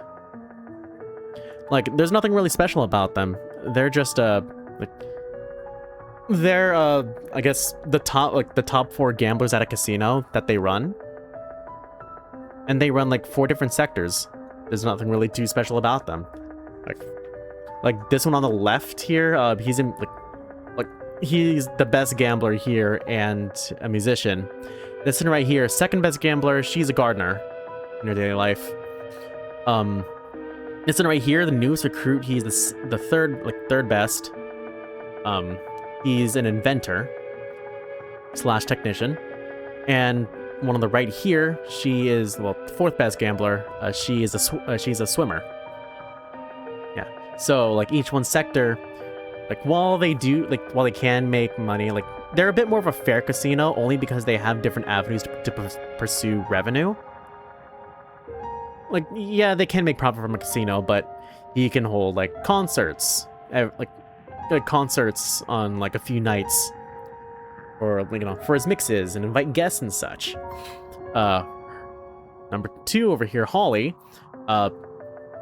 She allows like visits to her garden to show her arrangements, as well as like sell vegetables, flower arrangements, stuff like that. This one, he like takes commissions for like devices, whatever they need, as well as like does repairs on any patron's device.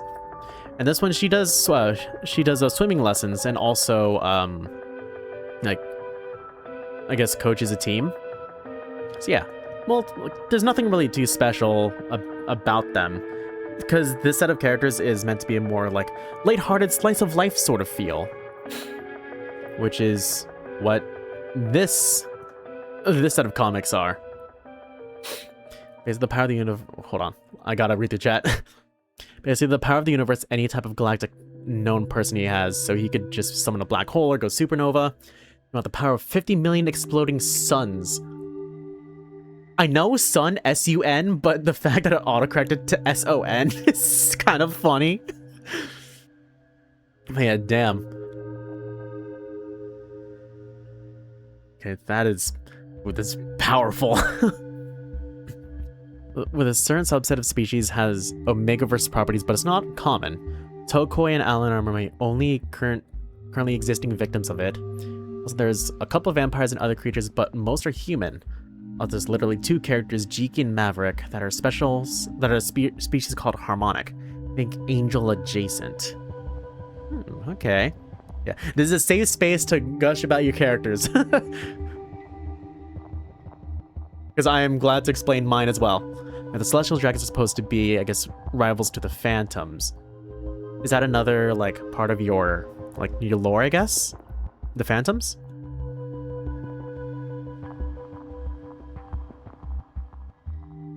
Kind of add the little devious, Sure, let's do this. Gotta let them know that she's rubbing her hands together in preparation for her meal. And this guy notices, this is Rain. He's mischievous. Well, he's more so reserved, but he becomes mischievous as you get to know him.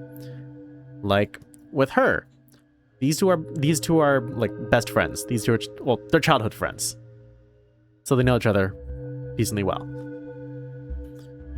Yeah, I'm glad they got to talk about your characters. Usually, some people just cut me out. Yeah, I mean, this is safe space because I get it. It's nice to be able to like actually talk about your characters. And you know, it is related to the stream because I am also drawing my characters. So we get to share characters. It's fun. Manga, yeah, I guess in a way I'm drawing manga.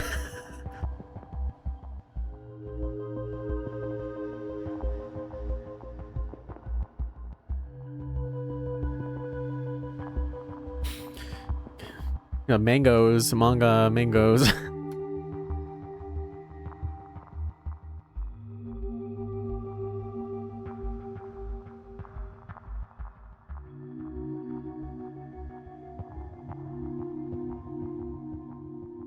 Yeah, I'm glad that I have like a display tablet because I feel like I can draw so much faster with it.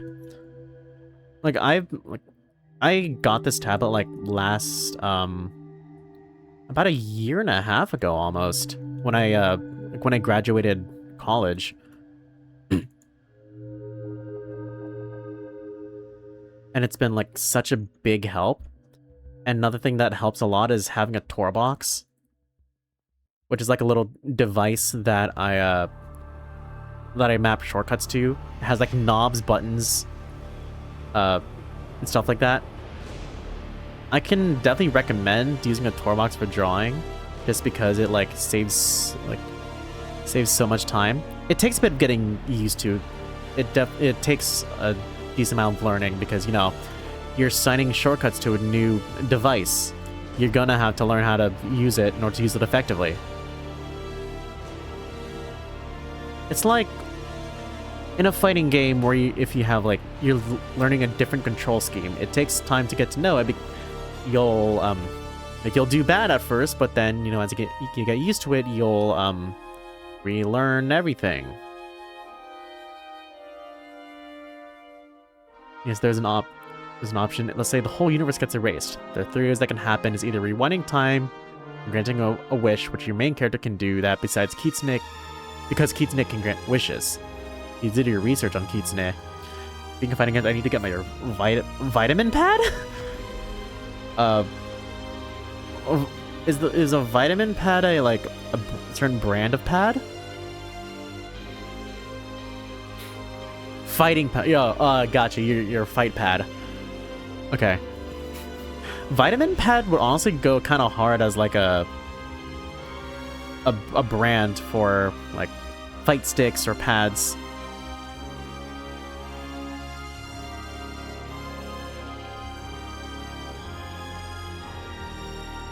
A vitamin water fighting pad.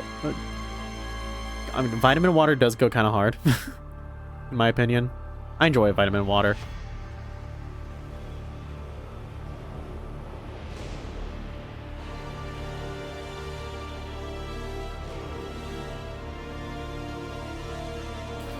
Okay.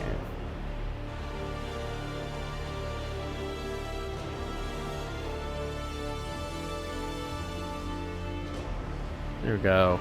Maybe after lining this panel, I can show you what I've got for other characters. Because there's like a long series that I've been wanting to make for a while, and I'm using this series as practice, I guess. For like writing ideas and making comics.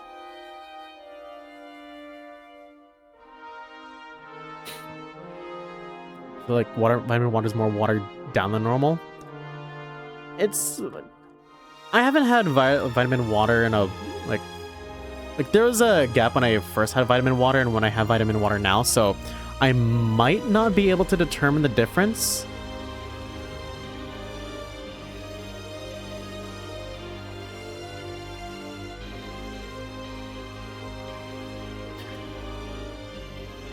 I mean, I can trust you on that one. You can taste the difference when vitamin water first came out. When did vitamin water first come out, actually? I'm curious. Like 5 years ago. If there is that much of a difference. Ooh, damn, what did they do to the vitamin water? Tastes more potent, yeah. They do need to, like, what am I trying to say? They need to keep the, like, flavors, I guess.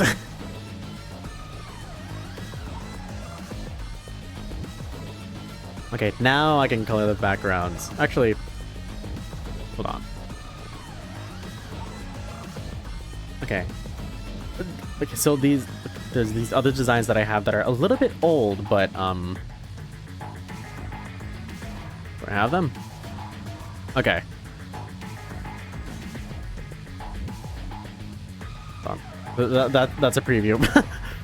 Okay. Okay, so down the list, hold on. Let me get plenty of time to read this. Down the list, newest to oldest. Maverick is a harmonic. Jewel, yes, like the brand of vape, is an experiment victim.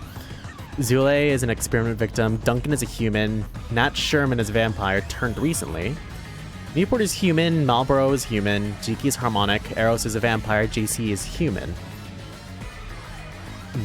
Kind of, there's two. Hold on, I gotta. Oh wait, no, that's the wrong thing. Ban that guy. I assumed it was one of you talking, so. Okay. I noticed the e-cig and the cigarette name are brands are experiments. Oh no, Newport is still human, I guess. Newport Marlboro. Emily's part siren. Hitori is somewhat human. Aries is dead. Poltergeist, Eonce's mutually abusive boyfriend.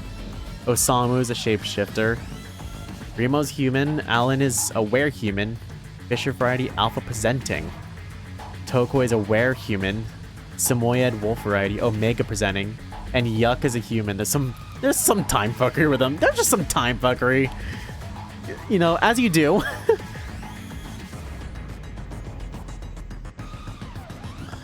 I like the little details that you have here. You know, Samoyed, like Samoyed / wolf variety, Fisher variety, like a were-human. Are they like part fish? Like they turn into a fish under certain conditions, like under the full moon, or? This doesn't include your sister's OCs because this whole OC dynamic / universe is with your sister and I. Okay, I got you. Mostly your characters are off limits to NSFW stuff unless it's with his SO. Which, you know, makes sense if, you know, the character is canonically in a relationship and, you know, it's not established beforehand. It might feel a little bit weird to, like, have NSFW art with other characters that aren't their SO. What should be a regular? Maybe I'll have it be like a yellow. I'm trying to think of like a nice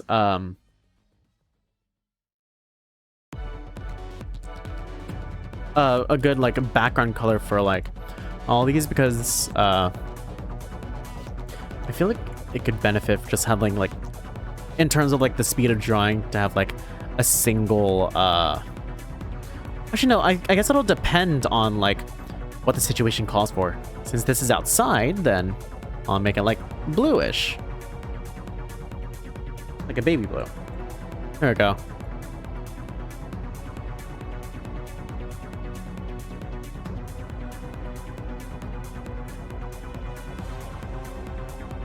Looks good. Like you fucked up face. So Yuck is a vampire, that's why there's time fuckery. Oh, I got you. A fisher is a type of mammal. It's native to North America. Please look it up. It's very cute. Let's see. Let me do that real quick. What is a fisher?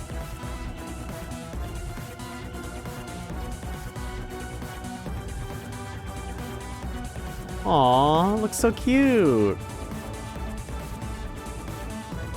Oh god, it looks like it's got sharp teeth. Oh my god, they can go big. Like, look at this thing. That's huge. It's so big.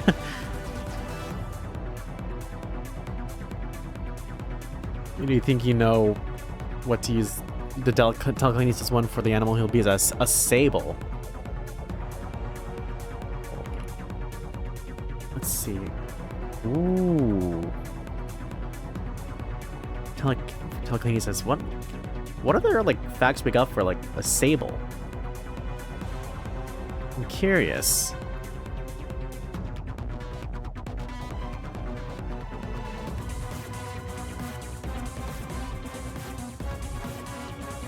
The fishes are adorable. They look so cute.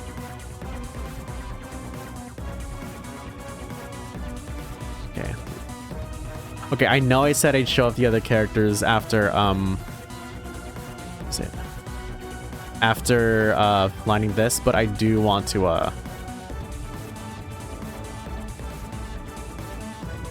I do want to at least color this. You know, maybe I'll leave it unshaded. I'll just like cut the lines or something.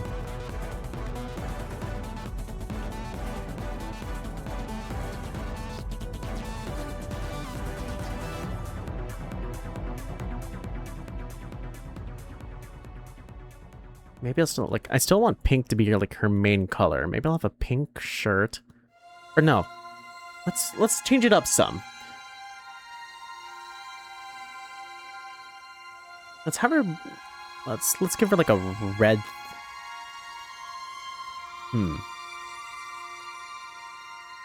Maybe a dark outfit?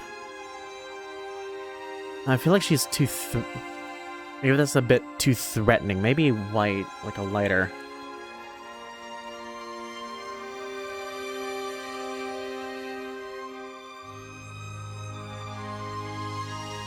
At least feel a bit more neutral. There you go. That's a bit more neutral, but still like kind of reddish. I'll put a bit of black on the cuffs, I think. Which I might put like a darker red here instead of this more vibrant red.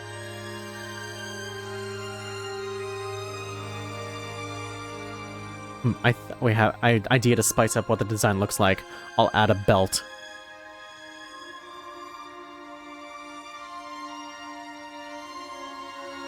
There we go.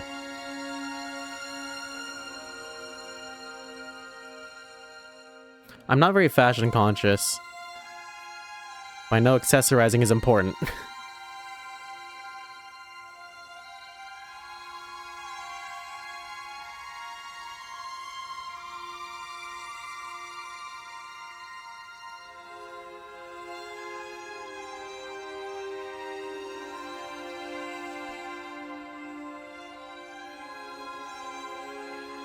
Okay.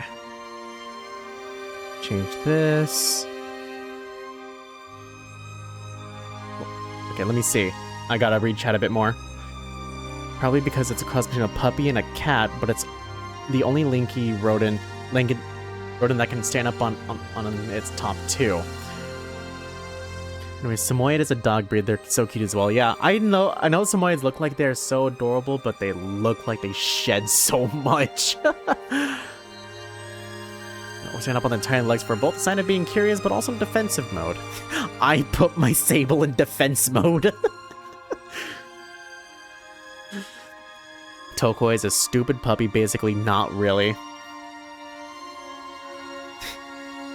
So it's stupid, but not really? Is it like street smart, but not book smart? Something like that? To stand up on its hind legs, yeah. Mafiosis are bandmen except for JC, aka Jay Carter. He's kind of like an agent slash manager for some of the bands. I mean, if you want a band to succeed, you gotta have someone managing it off to the side, right? Our OCs have secret identities, but they also work at a coffee shop, a coffee and tea shop. But also a restaurant and some nightclubs because 2 of them are DJs. That makes sense. I mean, DJs are kind of, you know, they'd probably fit right at home in a sort of nightclub. Oh, wrong layer. Do I want to have... I do like the belt look, honestly. I think it needs more colors. Maybe a...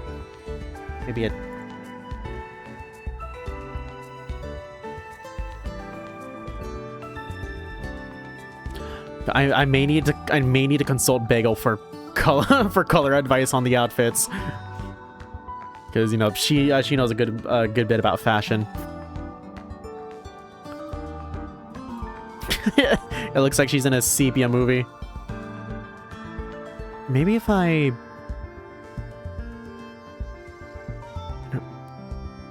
put her in a red, red skirt, the sleeves and the belt here will probably need to be a darker. Well, at least the belt will probably need to be a darker color instead. Hold on. One thing I forgot to color. Whoops.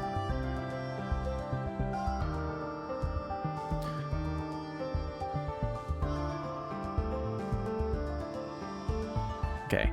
Belt. That. Actually, I'll probably have this be the same color. It doesn't have to be different.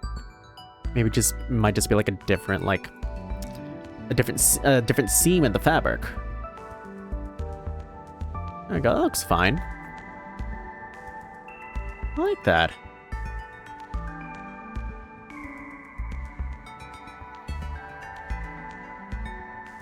All right. We have like I'm gonna experiment with colors here.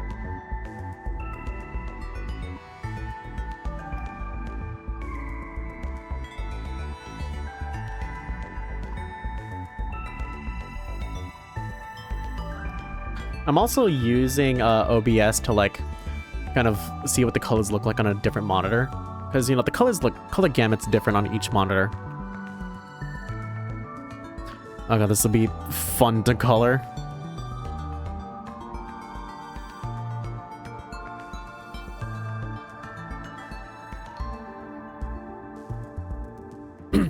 So I need them. That's gonna be a lot of characters.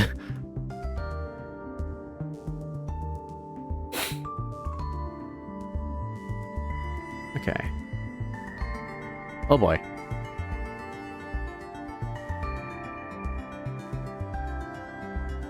I'm just gonna use the colors from here. I don't feel like making new colors.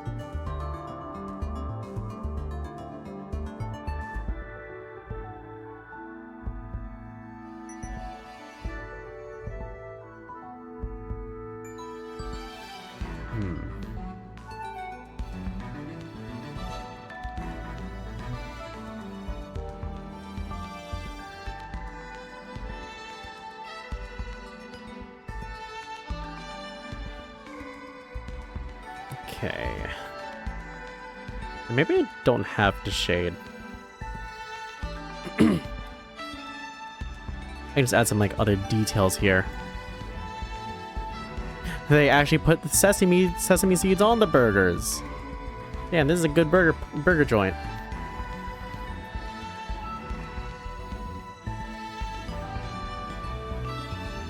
Let's see.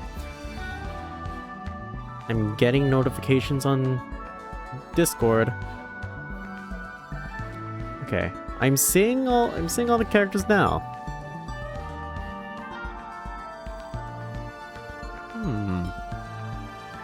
I like them. One on the left is Rel in human form. I got you.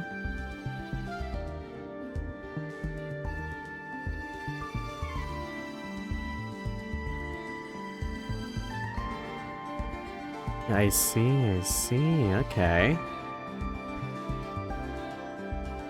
Yeah, that's nice. I like them, I like all of them.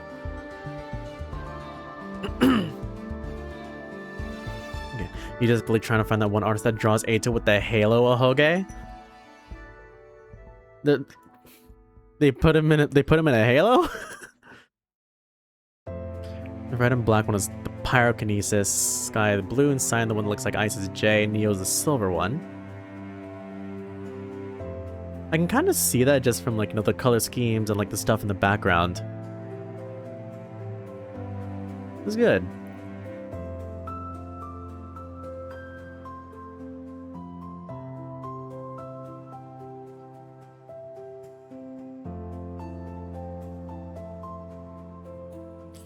Okay.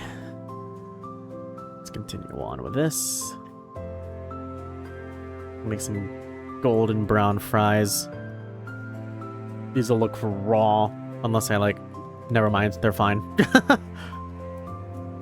I think these fries are cooked to perfection. There's a lot of them too. And the bag will be what is, you know, holding them.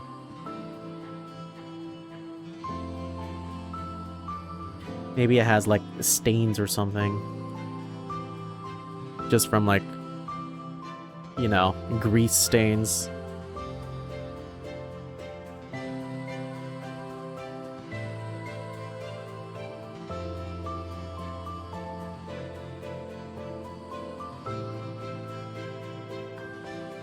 Yeah, she's definitely the type to, like, she's the type to, the Holly over here is the type to get the bag fries out and put them in back in the thing here. Okay. We can always go back over here. Now, what's the color scheme?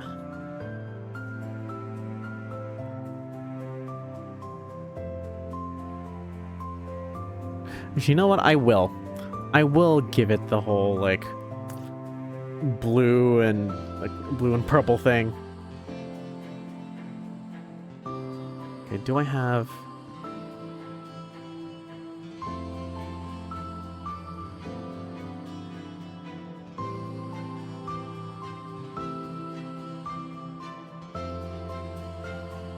Okay, that's one color down.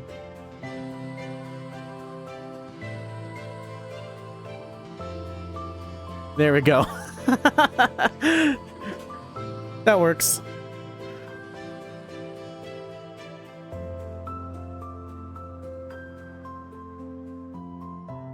Okay.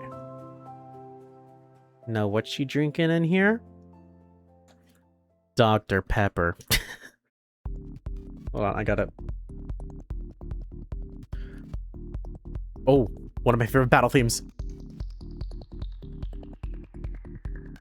Isoleucine, yeah!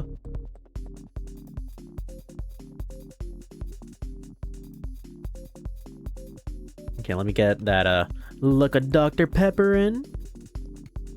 It's like kind of red. That'll work. A little bit of the cup here.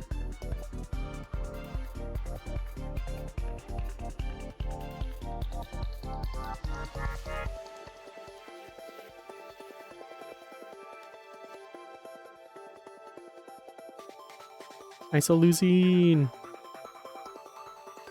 I think isoleucine is like, I think tryptophan still trumps over the other battle themes. Not counting deoxyribose. Deoxyribose, like, is a banger, and I think it probably is my favorite battle theme. But if it's not, like, but if it's not deoxyribose, then tryptophan. That's where it is. Isoleucine's a close second. Actually, let's do like a purple straw. You know, branding. Let me see. Your favorite OC of the universe is Shuta, who belongs to your sister. He's human, but he's the most toxic person alive. I swear he used to beat on Ares so bad and also poisoned him once. What did you do? How'd you poison him? Shuta is so fucked up. I love drawing him. He dies soon. Okay, like, in canon or now? He has a habit of using very bad drugs, harming himself, stripping on stage, and just generally being a very bloody and bad person. He has schizophrenia and is heavily suicidal. I think he also has BPD. His sister has wanted to kill him off for so long, but he wasn't letting her because he loved him so much. She uses Shuja to project all of her problems and bad impulses and mental illnesses on, which is why he's also an alcoholic. His sister hates him more than herself sometimes. Well, hopefully that's a good outlet for your sister. Because, you know, you gotta have an outlet somehow. It's a 100-line artist that turned an Eito Ahoge into a giant halo-looking thing that swoops around his head. It's so cute. He's gonna kill himself in canon like, now. Uh-oh. Oh, God. Oh, no. Well, good luck with that. Ketchup. Hold on. White. We got the ketchup.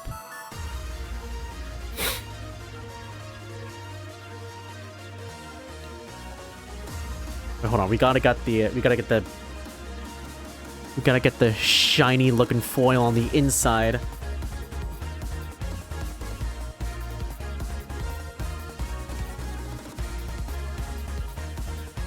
Oh, burger! Oh, that's fine.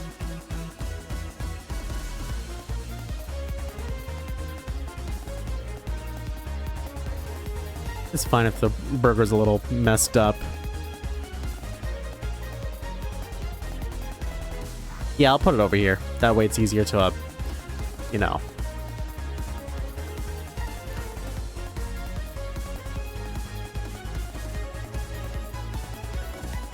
There we go. And we'll have a blue wrapping over here. Because branding! Oh, wait, hold on. Branding! Oh, there we go. I accidentally hit undo for that. The lowest started with their world in the Shadow Realm was falling apart or being raided. That's a heavy start.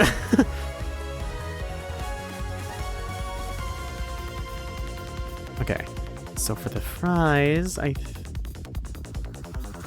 oh, the fries got a little paint on them, like Kako's hot pot. Okay, it's the same white backing here. But then the actual outside of it, I think, will be the blue here.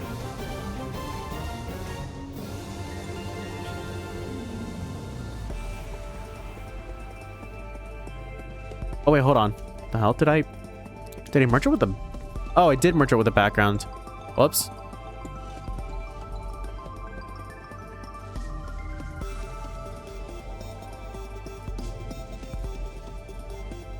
Okay. Their mother, the Kitsune, and the father, the King of Shadows, were both presumed dead, risking themselves to transport the kids, my characters, to Earth. But something happened, where they got separated to different parts of the world, so the main subject was trying to reunite the siblings. That was only half of chapter 1. Like, the setup? Like, that's some heavy setup there. But I am intrigued.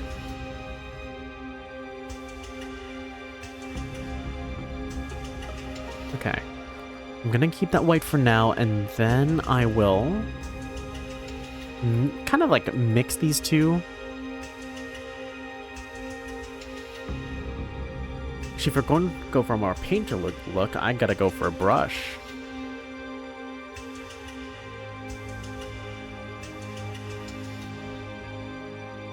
Let's just experiment. Let's start doing things.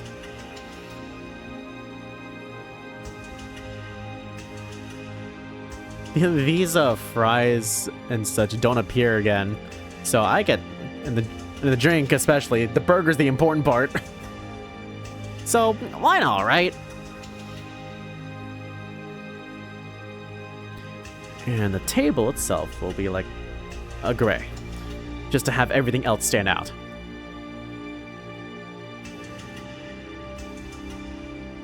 Oh, and you can't forget the effects, the special effects.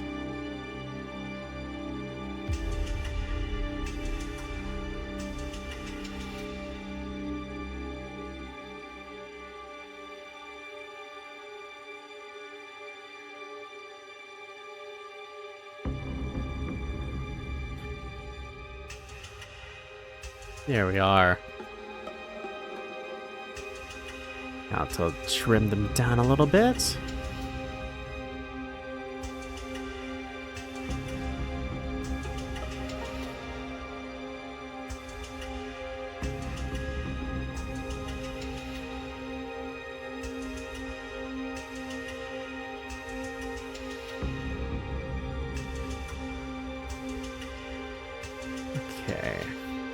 Okay, I promise. After I finish this page, I will show you guys the other characters. I know I've been saying that for the past, how long? 30 minutes? But I will eventually. I promised. I will drop the lore. I will drop the story.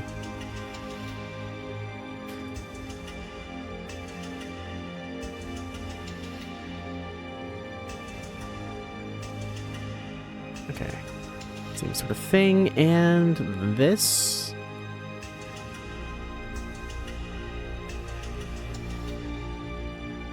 Gotta make sure these lines are colored. Now we can start with this. Oh, right, her cheeks, the important, like, an important part of her design. The cheeks are always gonna be rosy for her. And they have to be lined. They can't just be painted on. Unless I'm drawing in like my other style, my other slightly more realistic style. And by realistic, I mean like proportions and such.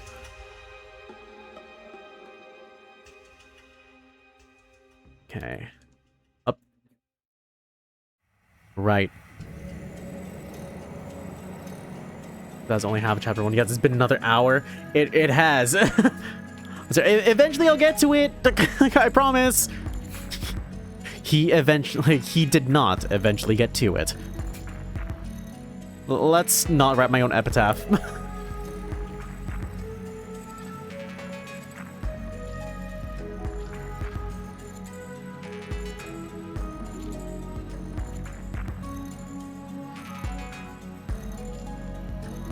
Okay. Tongues, I never know what color they should be, so I just kind of pick a pinkish color and pray. Okay, this one, yeah, should be the same color as the line art. Also, to make it easier, I'm just gonna color these in the line art layer. Yeah, that's fine. And then have these, I swear to God.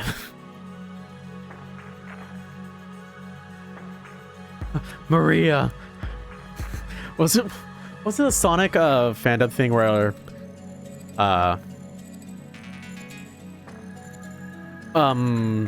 Shadow's like Maria and and everything explodes? that was in the Snapcube Shadow the Hedgehog playthrough, right? Or was it something else? Am I misremembering? Or was it Sonic Adventure 2? I think it was Snapcube Shadow the Hedgehog or Sonic Adventure 2. Yeah, it was one of those two. But I feel like that scene was from or would have been from what was it? Shadow the Hedgehog.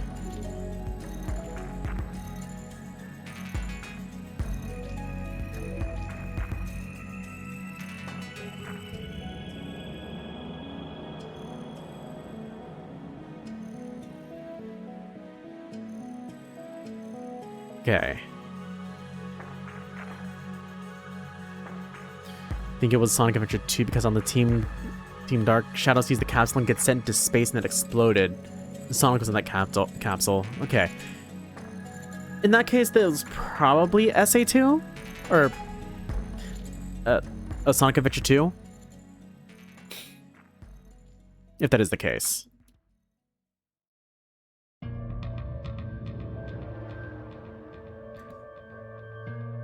Okay, now, what do I give Rain over here?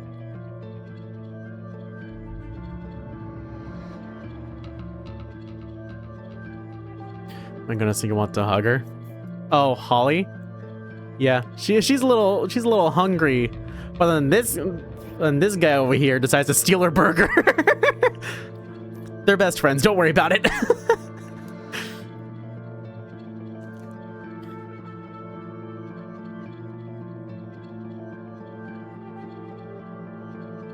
There you go. Is that color scheme's more so like brown orange, kind of. Well, brown cream is a very neutral character. Seems like you're going for the PNS art style. Yeah, Penny and Stocking was one of the inspirations behind this art style. Like, you can especially tell with the arms, like very angular. And if there's a bend, like very much like a, hold on, very much like a this sort of thing, which is one thing that really struck me with the art style. Yeah, it's just fun drawing like these sorts of arms.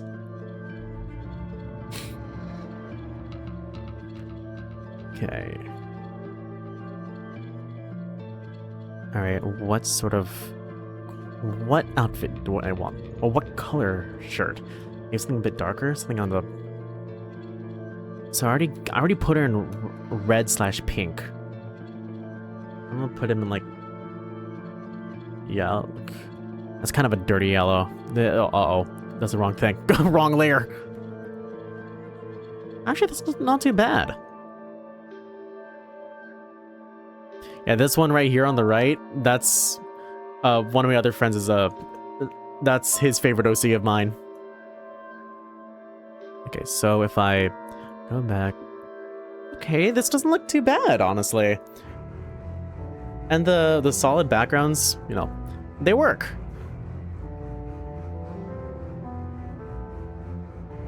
Yeah, I think it'll, you know, be situational about like what color background I use, whether it's like indoor, outdoors, what time of day it is, you know, that sort of thing.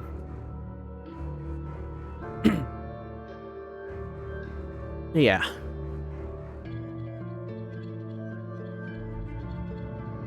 And then we got this page later on. Like this man, like this is actually a remake of a previous like comic. The fuck, did I just hear this man can't go to the great beyond because he has the guilt of breaking up his adopted son and his blood daughter from getting married? What? Hold on, what? Where did that come from?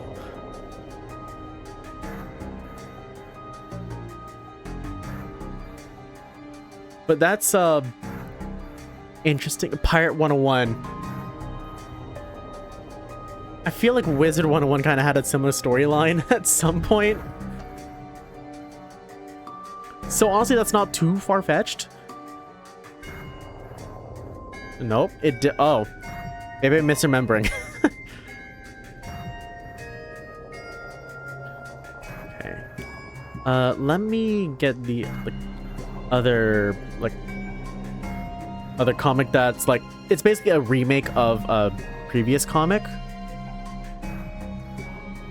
Where is it? There it is.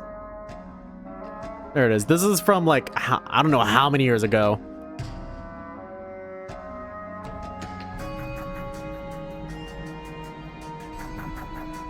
Like the designs were like, I guess, what was it? The designs weren't as like cartoony back then, but now they are. I made them more cartoony. My food, fuck you. I mean, they're good enough friends to do that to each other, so. Oh yeah, there's another one involving her in another character.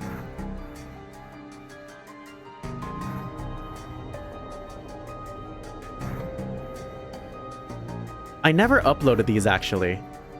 I never sent these anywhere. Like, despite them being finished, I just left them on my PC. Hit her with water. She did not deserve to get hit. I'ma just say that.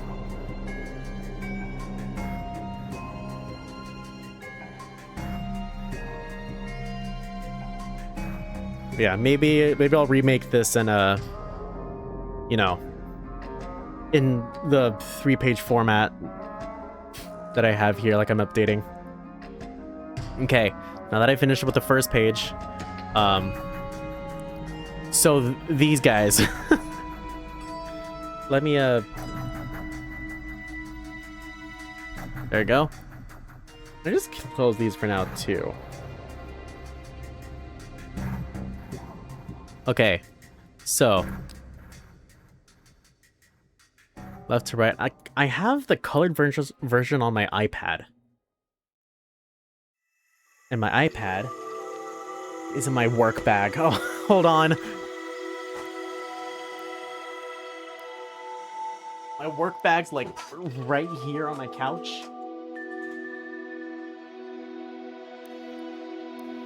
Yes, I have a large room because it used to be a bonus room. Like stuff that you'd normally like set up like, I don't know, like home theater in.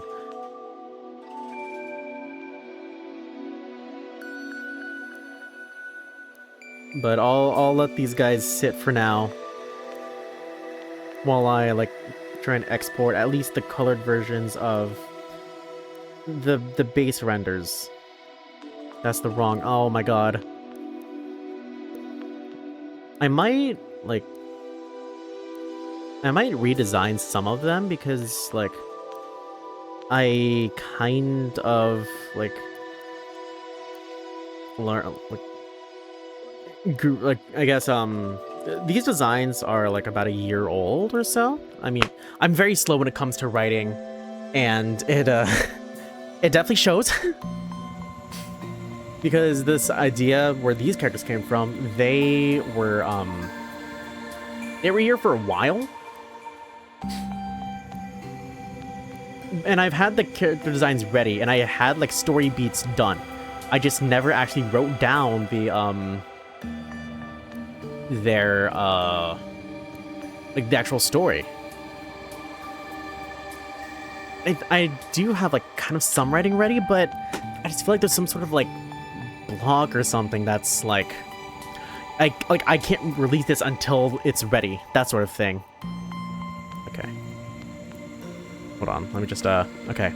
So these characters.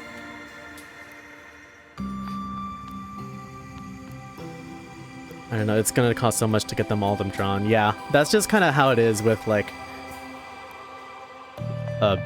designs. You can have ideas, but you know, if you want to pay someone else to like bring them to life, then it can be like, you know, taxing. Okay, so keep in mind this art is about like actually no, this might be like 2-year-old art. God, I'm looking at a relic. Okay, so the one on the left here, his name, hold on, let me his name, Vidal. He is like, I guess if we're gonna designate a lead, he'd probably be the protagonist. He's like kind of hard-headed, controlling. He means well, but he can be very much overbearing if something isn't going his way. But he's also a fast thinker. He's a fast thinker, but he often doesn't take into account other people's feelings, which is like what his arc is more so going to be about. He learns to he learns to think more about how other people are feeling when making like high stress decisions, as well as like learning not to shoulder everything himself, because his main thing is that he's kind of a control freak. He so desperately wants to be, I guess, like in charge, that he kind of pushes everyone else away from taking reins. So the one over here, Onyx, they're much more like, I guess, positive, much more lighthearted. They just want to help out anyone, even if it's against, like, even if it may end up hurting them in the end, because they're just a good person at heart. But he honestly can hold grudges. They can hold grudges, especially with a future character here. And the phone in a pause stream for like a minute. I got you. Do you need me to go over the characters again? Yeah, because I can do that.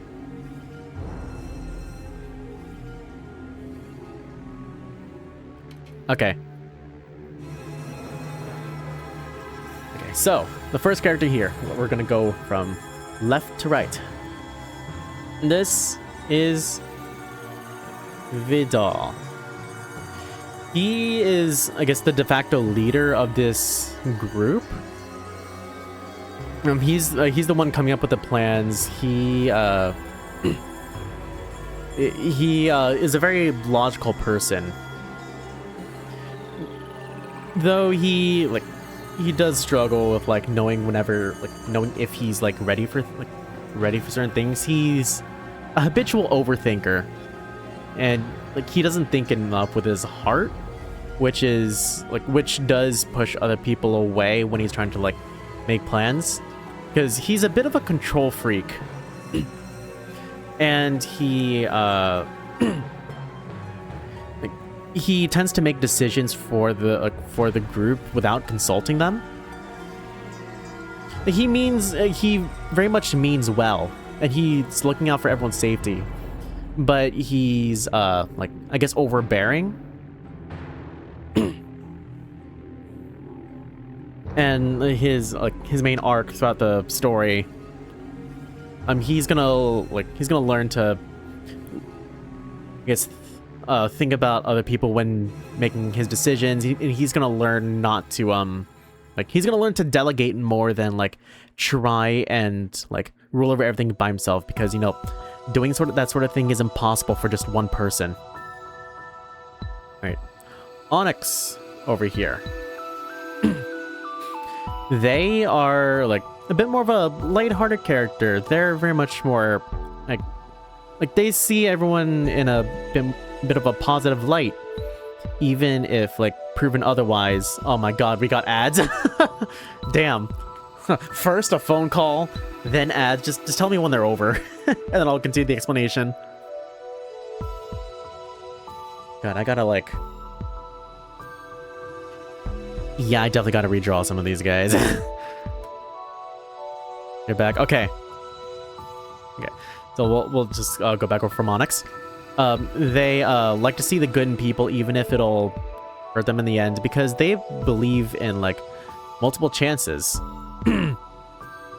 However, there are run out of chances, and it is very easy for Onyx to hold a grudge. And depending on what broke the last camel's last back, what was the last straw that broke the camel's back, they might start slowly disassociating from you, or cut you off completely. Though he will try and confront, but if they don't if they don't feel like the answer is satisfactory, then they'll just try not to associate with you.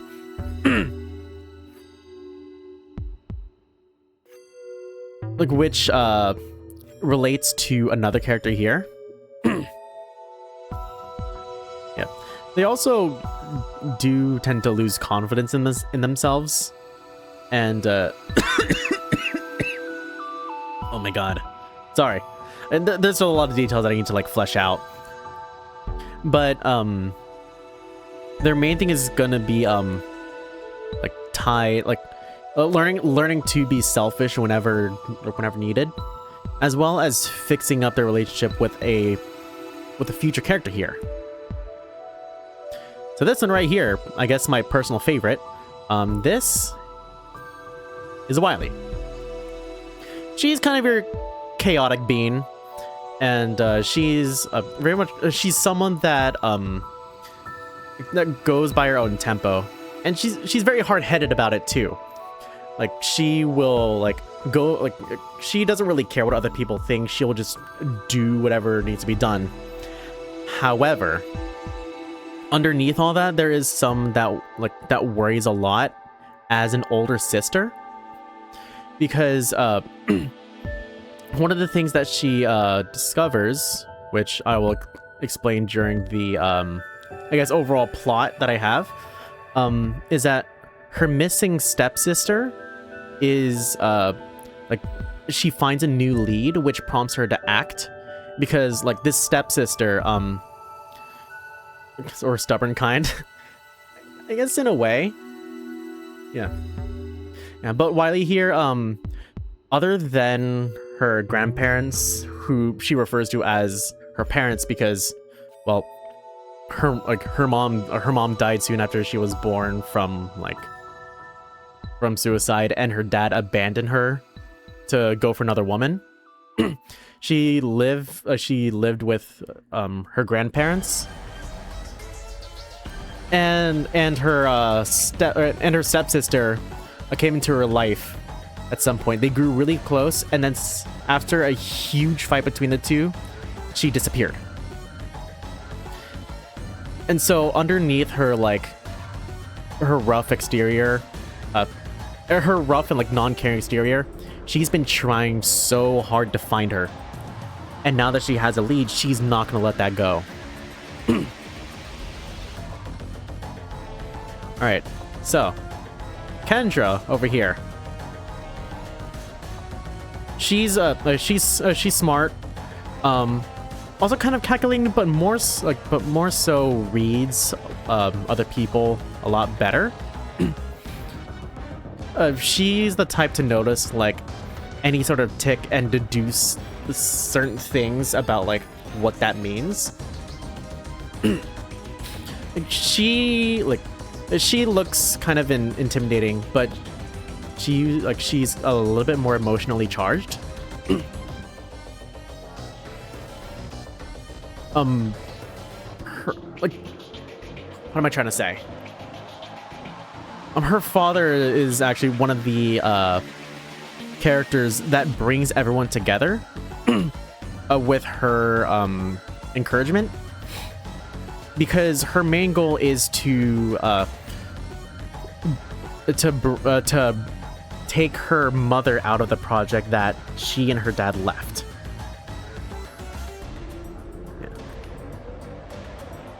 So she needs to face this sort of thing. She believes in this project so much that she's willing to set herself in order to see it succeed. But her father is trying to get her to see that, the project isn't all good anymore. Because there was this project that her father was working on, and it got taken over by some bad people, basically. I see you found someone you enjoy out of my lineup. All right, now this one over here, Clyde. He's a bit of a gentle giant. He's tall, he's strong, and he's a protector. However, he was actually arrested for being in the wrong place at the wrong time. It was a crime related to the project that was happening here, but something that he just happened to be around. So he was arrested, but was released on false charges. He was able to prove that. But in order to find out what happened that day, he joined in with Kendra's father, and didn't know that his own brother over here happened to become a part of the project. and remember the thing that I said about holding grudges? Onyx over here, they found out that Clyde was arrested and didn't hear the end of it. They got so pissed at him that they left and refused to hear him out. So all Clyde wants to do is become brothers again with Onyx, and they kind of have a joint arc with that. Clyde's more so a character that supports other characters. He's I guess wise. He's calm. He's he's the one giving advice to people when, you know, when he does needs some advice himself. Yeah, he's not a perfect character by any means, but you know, he's constantly trying to work on himself. All right. And last one, Leona. Another strong character, kind of related to Clyde. Leona is the one that kind of pulls Clyde along to like make decisions, like, because Clyde has trouble like making decisions from like taking the reins on decisions for himself. So it does kind of take a decent amount of coaxing to get Clyde to even like talk to Onyx. And Leona's the one that's like constantly pushing him, and she's also the one constantly pushing the others to like, I guess, think on things. She's a very competent fighter. Honestly, probably the most creative one out of everyone here. And her main goal is to find some people, like find some children that had gone missing, and her leads had led her to the project. And that's pretty much what I have of her story so far. I still need to flesh her out like a good amount. Like, there's still a lot of questions that I need to ask and like, I guess, answer for like the character dynamics of the story. Strong woman, yeah, she is pretty strong. Okay, so I guess in terms of like character relationships, these two are best friends. These two are co-workers. Well, same with these two, because like Kendra's also a part of the project because they're quote unquote employed under her father. Let's see. Clyde and Onyx are siblings. And these two are dating. Yeah. Now for the combat part of this, we have this side here.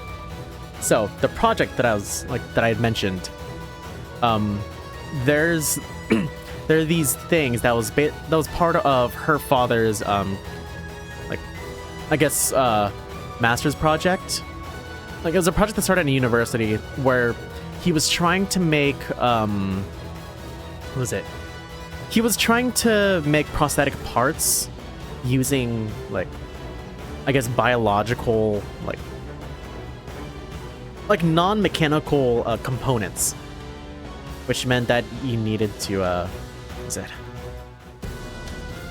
which means you need to do a lot of chemistry, maybe have them surgically implanted,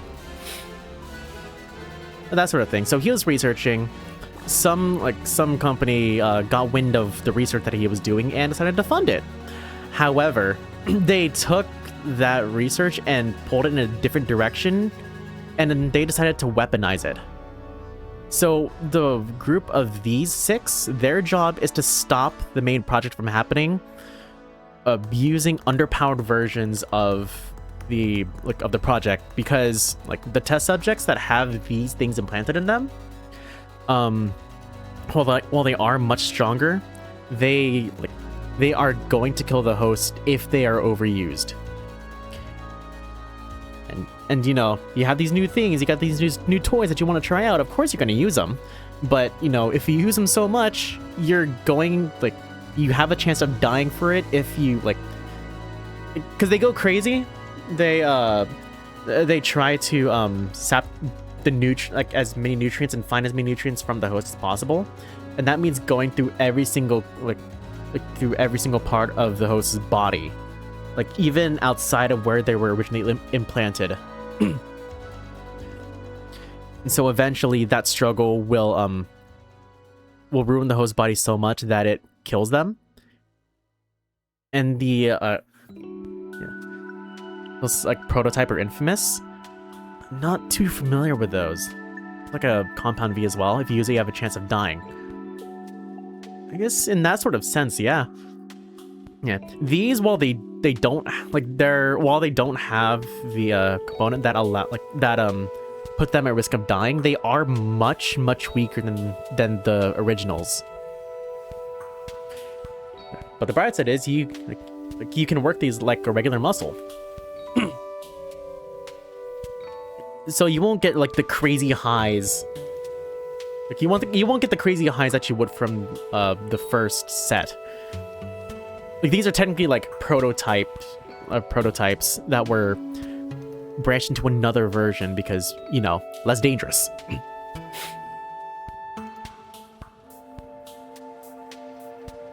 It took 10 years of meticulous scrolling and 5 Twitter tabs. We found the specific ATO art you were looking for. All right, you can send it over in my on my Discord if you wanna throw that over. Okay. So, what these guys have here, these are all surgically implanted in their bodies. There's 2 types. We got armor, and we got tendrils. So armor and tendril, they're kind of explanatory, but armor, they're mainly used for like defense or blunt hits, and they wrap around the host's body. Like that's their main thing. Tendrils, they come out of the host body and they kind of like float around. Think of it like a prehensile tail, that sort of thing. But they come out from wherever they were implanted. At least for this set. Yeah. And any person that has these will need to like one of the symptoms of having this is feeling more tired, because, you know, these things are living organisms. They need energy to survive, and, you know, the energy comes from the host. And depending how many you have, the more energy that you might need to supply them. So from left to right, Vidal over here has your basic armor. It's an armor that wraps around his entire right arm that spawns from his shoulder. And if you notice on the design here in the original here, Vidal, his jacket over here has open shoulders. And the reason for that, originally at the start of the story, they're gonna be closed, but because it needs to rip out from his shoulder, then like he cut open the shoulders and stitch them so he doesn't have to like keep repairing them over and over again. Also, it's a bit of a statement. Yeah, I see Teeth has sent me the fan art. Let's see. That one guy who gotta always have a unique design feature. You know what I'm talking about, I got you. That is a very long Ohoge. And they do it really well. Also, he is that tall. That is the height difference.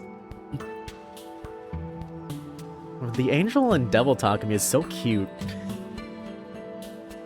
I love it.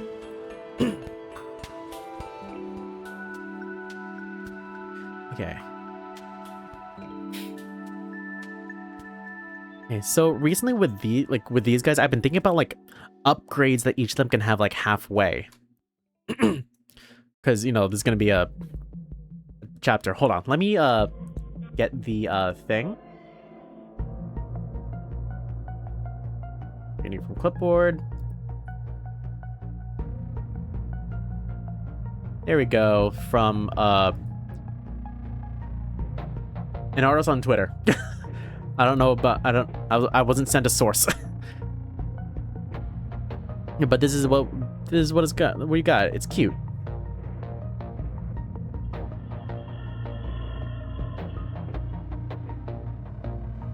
Okay. So his upgrade, Vidal's upgrade. Imagine like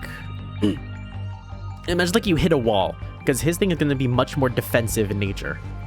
I guess a defensive protagonist. You don't really see that very often. But what happens if you hit something over and over and it stores that kinetic energy? Well, you can throw it back out in one single punch.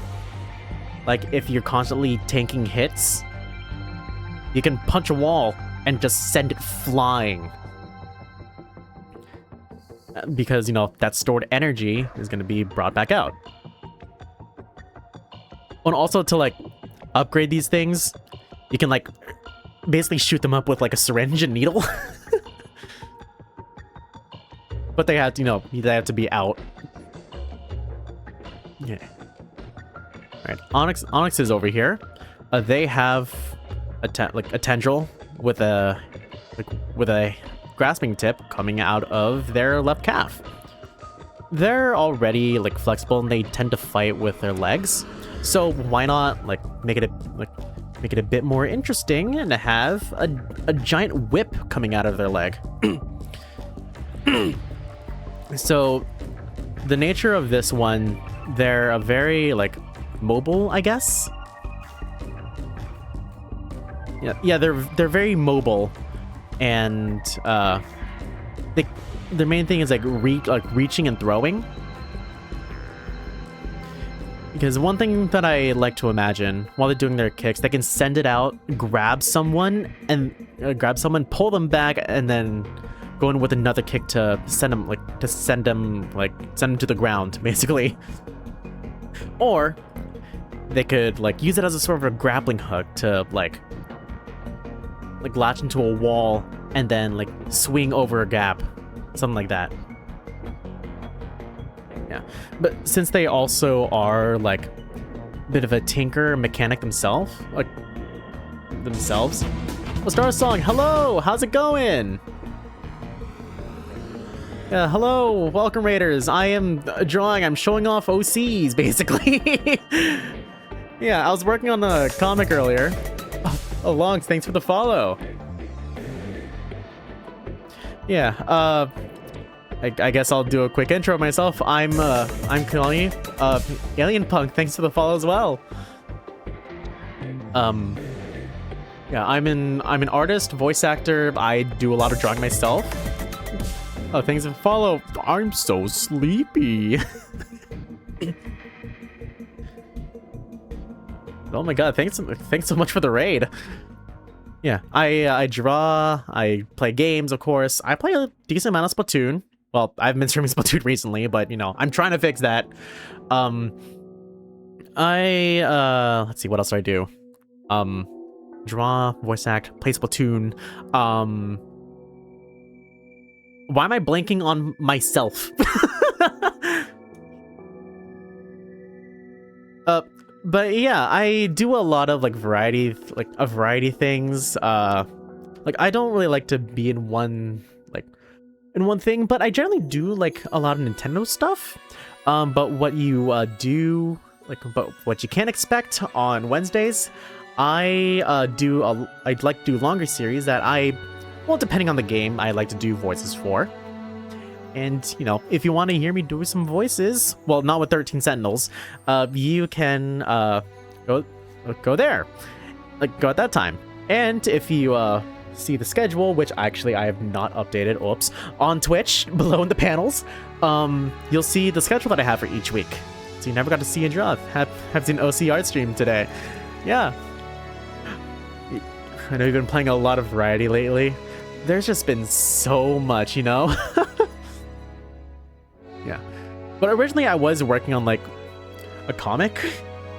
Just a small one as I like try and prepare for or practice making comics for my bigger comic series that I'm trying to do.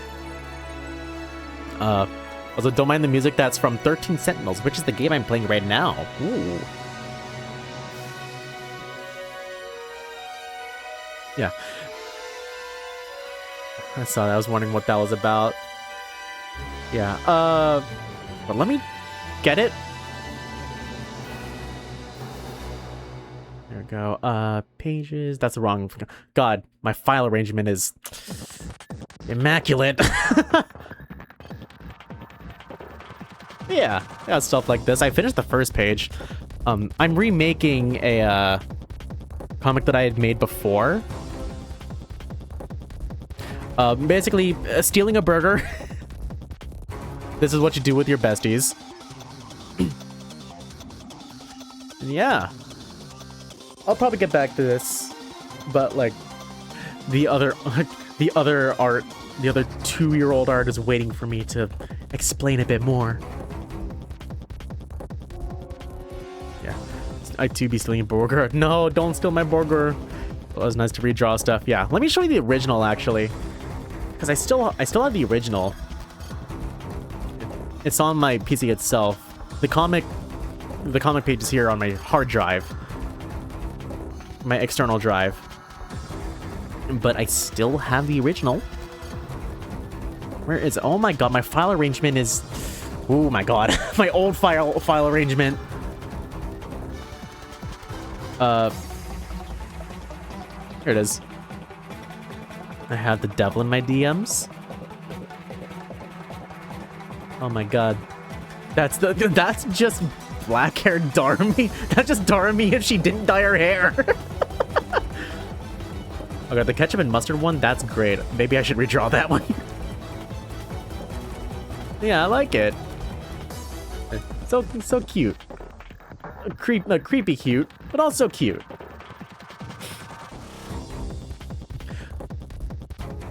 Zule is the one in the back. I got you. Sorry, just like the ketchup and mustard one. File arrangement, my beloved. I hate file arrangement. And sometimes I hate myself for arranging files certain ways, and I try and go back to it, and then, you know, I just can't find anything. The 3 of those are duo drawings of Shutan Zule. Let's see the last 3, I assume? I got you.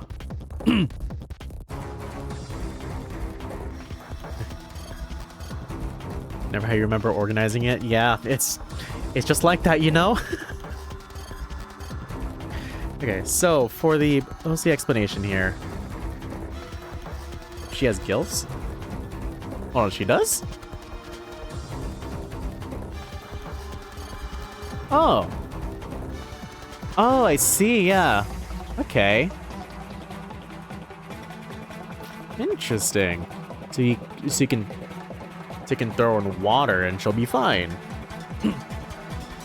Okay. So, for the OCs here, let me write their names real quick just so like people can keep track. Vidal, Onyx, Wiley, Zule is a human experiment. Ah, I got you. Yeah, the human experiments. There's a lot to keep track of.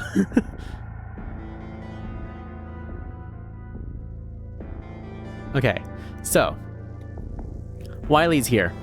These are severely outdated, but these are armor types. Nowadays, her armor, she has to like roll up her sleeves. I'm gonna just, you know, I'm gonna redline it. She like has to roll up her sleeves because hers these days tends to look more like this. Big ass hands. Think like Mika from Under Night.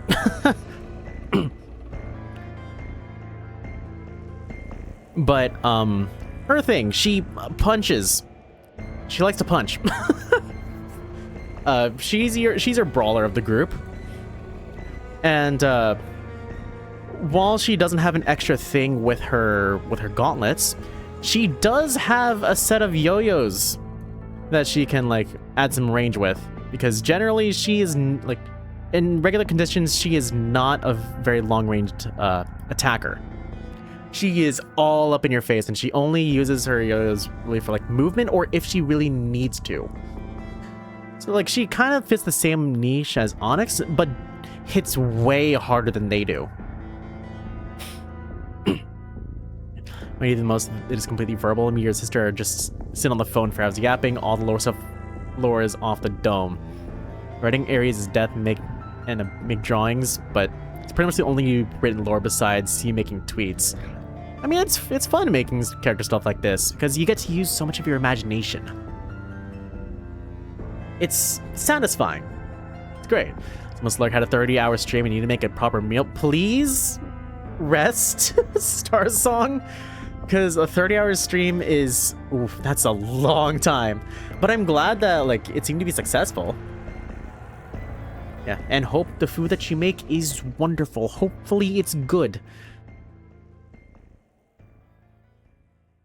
And so, Kendra here.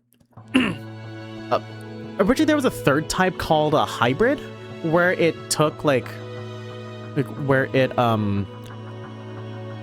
took elements from both of these two, but I realized if I was gonna be like more imaginative, a lot of them would end up being hybrids, so I axed hybrid and then just decided to get more creative with armor and tendrils.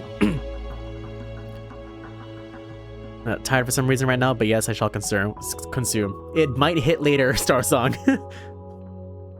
It's entirely possible that something may happen. Yeah, hers, she has tendrils as a base, but it's also kind of like armor in a way.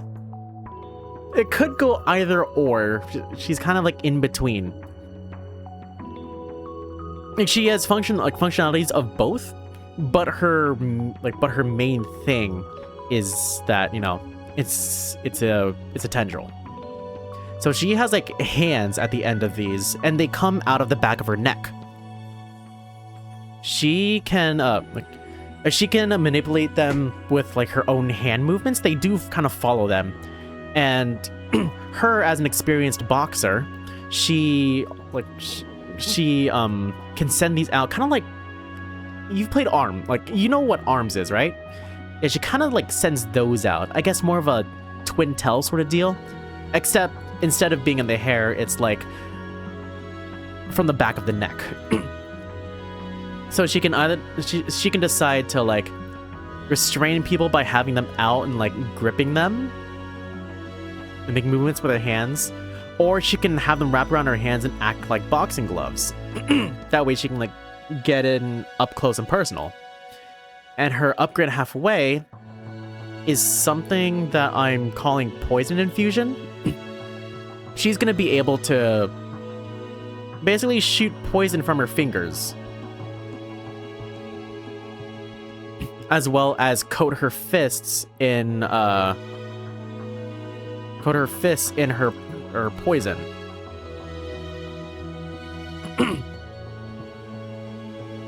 So, you know, that'll cause some extra damage and give her a bit more of a ranged option. Let me just do that. Because, you know, there's limited range. You can practice the range and expand it, but, you know, it's nice to have something that you can just fire right away. Clyde over here. His thing is this.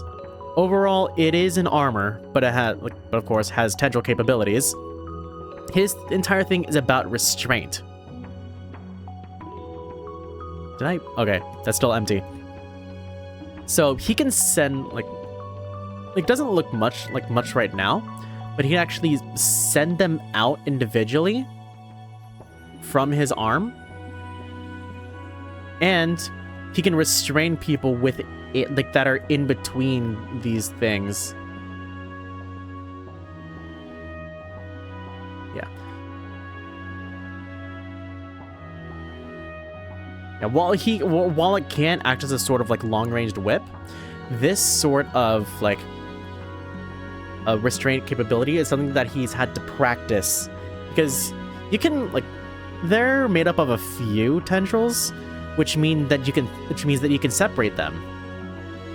And if you want to separate them, you can like have them wrap around, or hell, you can have them stick into a wall and act as a sort of like cord or something. Or hell, a ceiling. It can like these things can pierce and like latch into many different materials. And the last one here, Leona. She has 6 tendrils. So there's a thing that I said earlier about, you know, depending on the amount of these things that you have, you might need to like get more energy. Leona requires a 4th meal every day, because otherwise she gets too hungry, and you know, she starts losing energy so fast.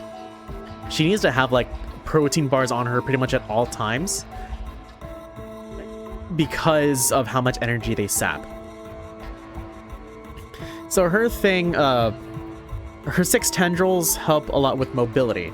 Think of them kind of like, I guess, spider legs. She can move along the ground with them, which helps her style of combat. Again, she's a bit of a brawler, kind of like Wily, but she's much more mobile. She can like bring herself to locations. She can like stun people in place with her piercing tendrils.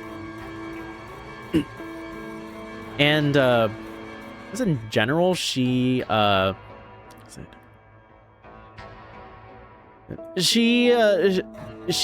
like a kind of a simple game plan, but it's effective because of how much she's like practiced it. Yeah,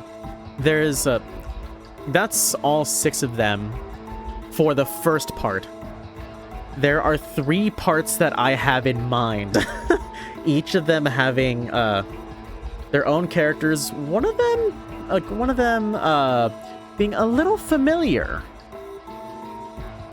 I don't have the new references for the 3rd part, but I can at least show the characters. I don't have to explain them because honestly, I've spent a lot of time doing this. But here is the second, the characters for part 2, all of them completely original. And I can, what was it? I can like give you, I guess, a quick rundown. The one on the left, he's like the protagonist of this set. You see most of the stuff from their point of view.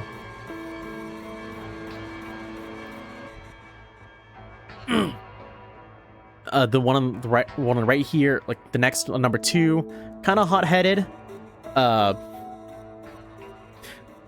Kind of makes a lot of decision making for the first one whenever they can't make a decision. The 3rd one right here, Child is under her care. This one, probably my personal favorite out of all the characters they made. He's the guy that blends into the background and causes havoc, basically. Number 5, she is is it? Well, she doesn't have one of these things implanted in her. She employs a much more defensive style, using like objects that she can get her hands on. This one, what was it? Number 6 over here. She's a hitman for her family. And also her best friend. She's kind of an ice queen, but like she's also extremely loyal. She's also 6'1" with 3-inch heels. And the one right here, best friend of this guy, and he is like he later he joins in part way. He joins in as, I guess, the new leader for this group. And the last one, I have them here. One of them is a familiar face. You can tell these are like somewhat more recent.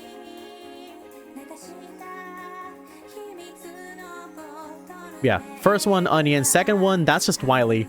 The third one, Wiley's I guess, partner in crime? Someone she rescued that like works with her. And the fourth one is someone they rescued part way who joins them later on. Yeah, that's what I got.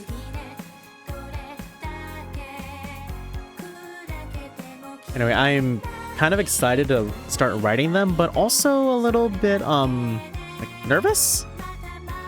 You know, because, you know, first comic, I'm not very good at writing, so my writing is something that I'm practicing with this. You're drawing all my 100-line VK fans. Who would be fans of VK in 100-line? You're drawing everyone you think would listen to a form of VK. I'm curious to hear who you think would listen to that. I mean, you've already drawn Takumi with V, like in a VK sort of feel. So like, okay, why not continue with the rest?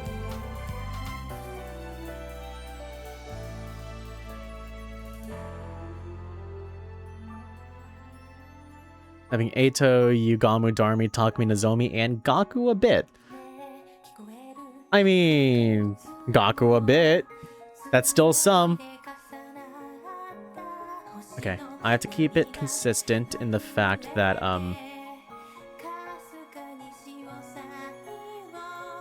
you know, maybe I shouldn't have unwrapped the burger. I'll have to redraw this. I'll have to draw this differently.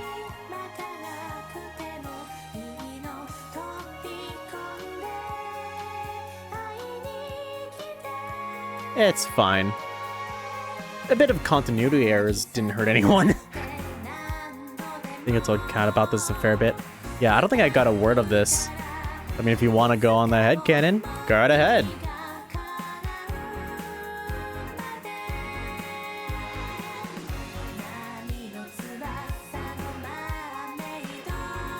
Let's see, how do I draw?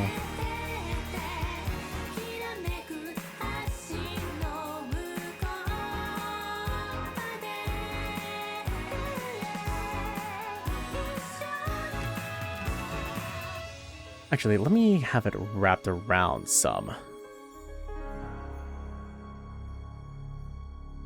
There we go. And wrap it around here. It's like wrapping a baby in a blanket.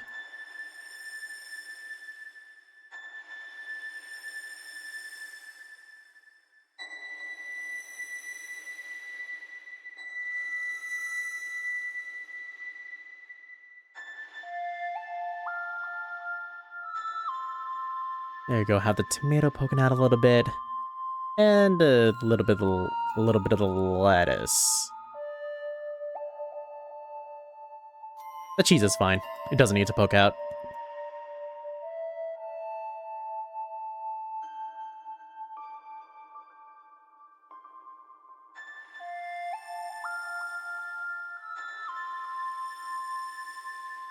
Let's see. There we go. Oh my god.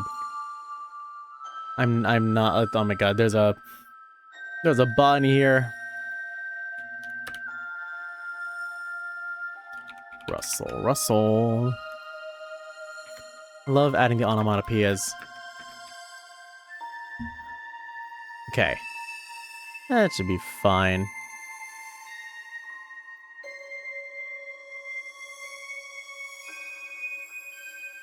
No, it should be facing the, There we go.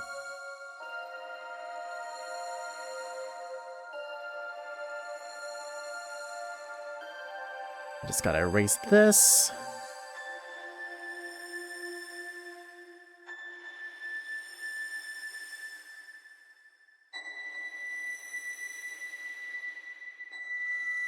Eat Borgir. Okay, please. Thank you.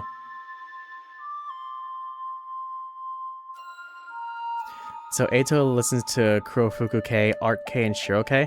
Are those different VK artists? Or like... Or are they like members?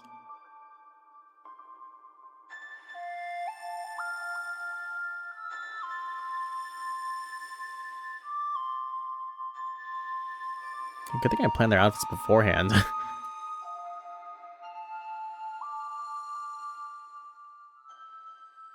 Maybe they don't need to have chins so sharp in this sort of style. Ooh. A great starting battle theme for, what's it? For 13 Sentinels. Okay, the next starts about here.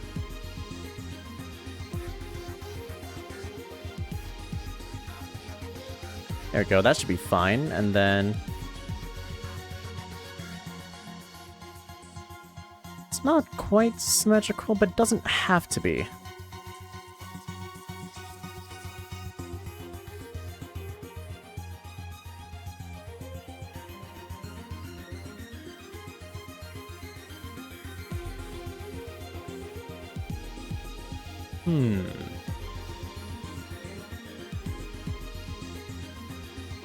This should be enough for the overalls.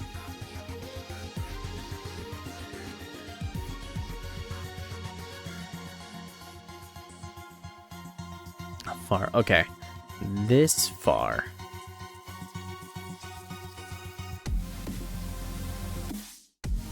Alright, and this is... And then the next scene is where he flies in to steal the burger.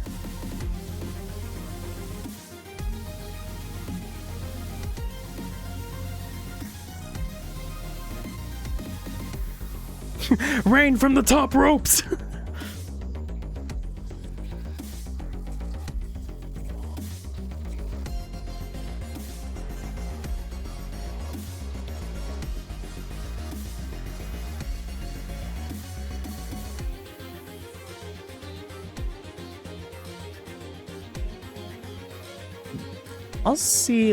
I'll have to see how it feels about, like, giving this character, like, the bubble ponytail instead of, like, braids.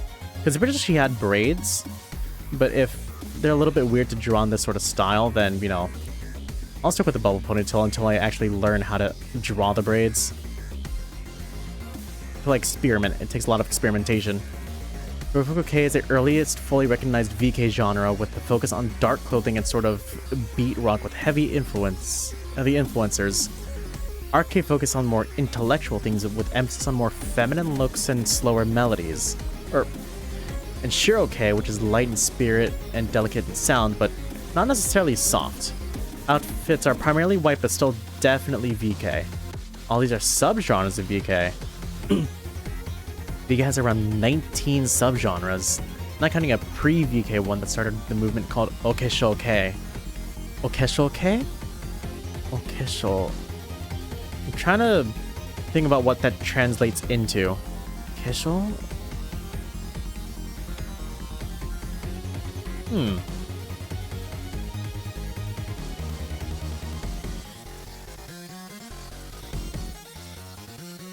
I'll have to find a color that can, like, designate the ground.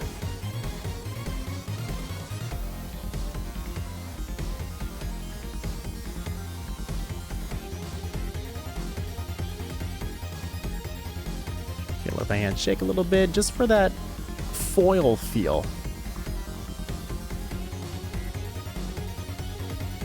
Again, this is still like aluminum foil.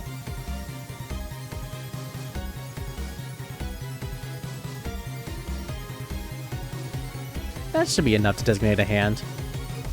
It's at the edge of the panel anyway, so it should be fine.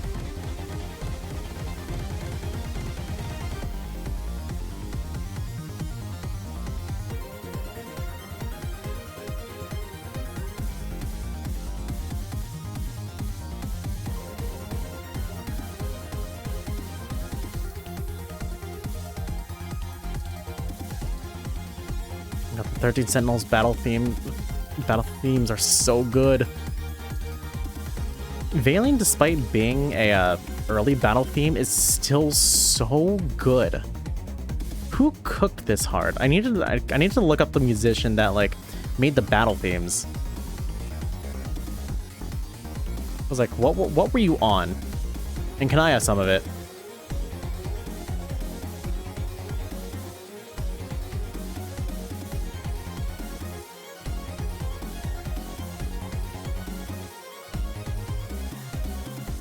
This is gonna make her eyes seem really tall, but it's fine. It works.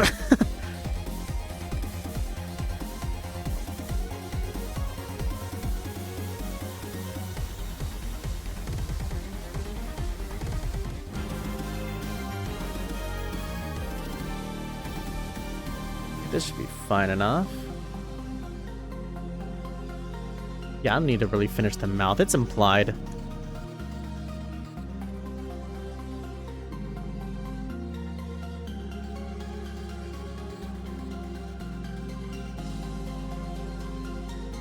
I also need to finish the, what was it? I need to get the, eye details here. The lids and such.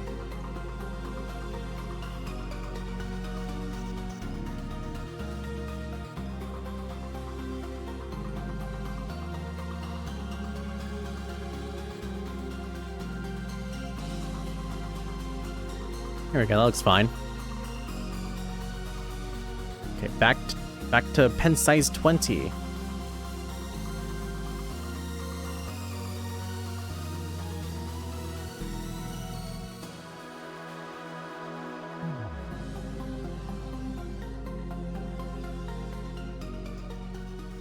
Okay.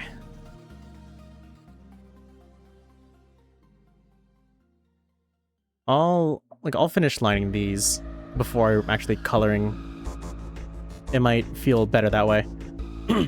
Onto you, Gamu. I don't think he discriminates with his VK, but primarily Kurofuku-kei, Menhera-kei, general mental illness, many songs that talk about disturbing themes like self-harm, suicide, and sexual deviancy, and Iryo-kei, medical themes, small genre. Huh. He definitely dabbles in Mishitsu, just kind of, odd and bizarre visuals and sounds, along with loud-kei, influences of death metal. You know, if loud-kei didn't have the sort of death metal influence, I would be questioning VK as a genre. Because what are you telling me loud VK does not incorporate death metal themes? But it is the case, so... You know, that works.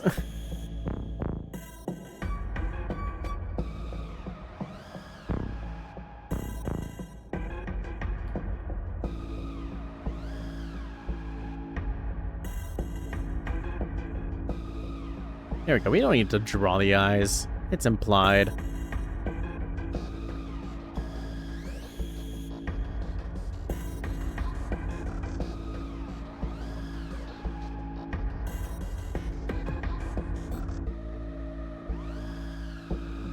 Okay, I need to draw the funny marks over here for the arms.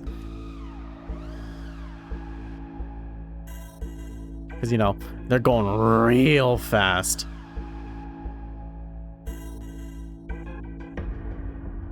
Okay, it is 7:45. We end the stream in about 15 minutes. I'll have to see who to raid afterwards. Unless you guys have, like, suggestions on who to raid.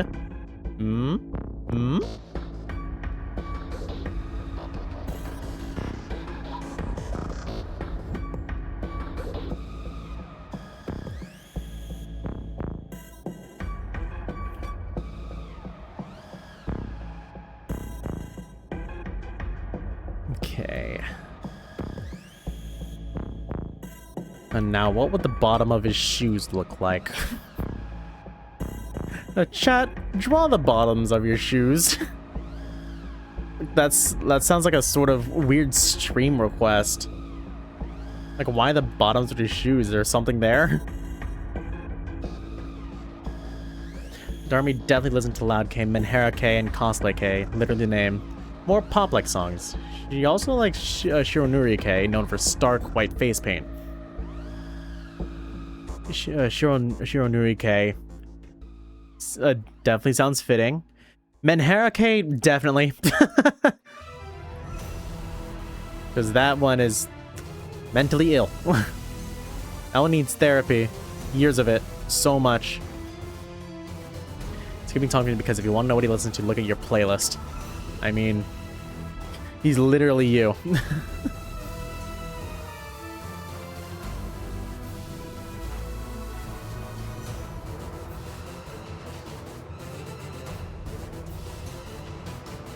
It's really wide shoes here.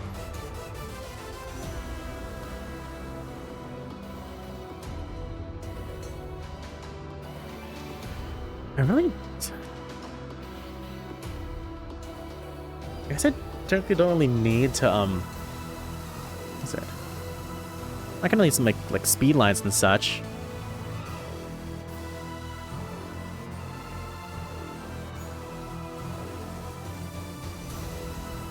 Yeah, this sounds fine. That looks fine.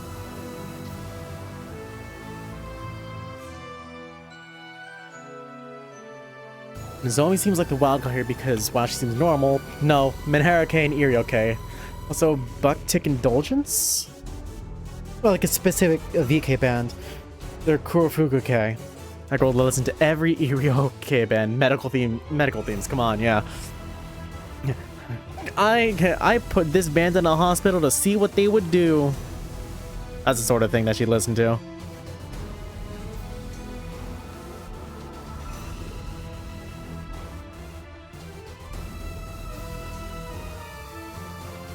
Maybe I shouldn't add so much detail here. Large strands of hair are more necessary for this sort of style.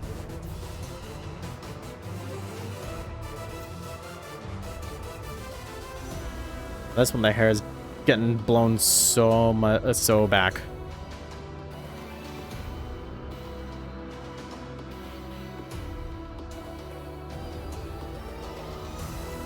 That's the hand. I'm pretty sure after I color, people will understand.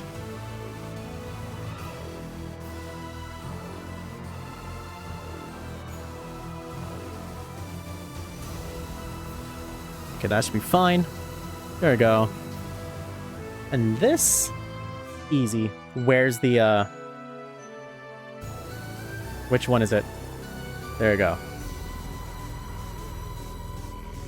I'm not gonna fill the center.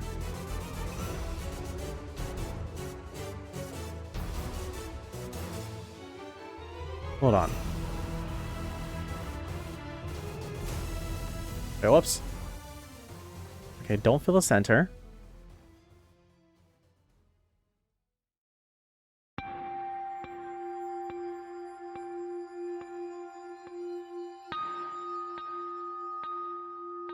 Okay. Brush size.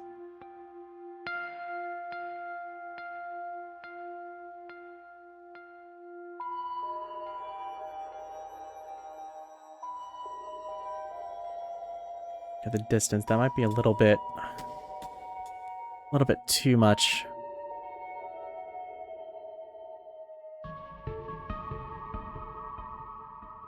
Maybe that much?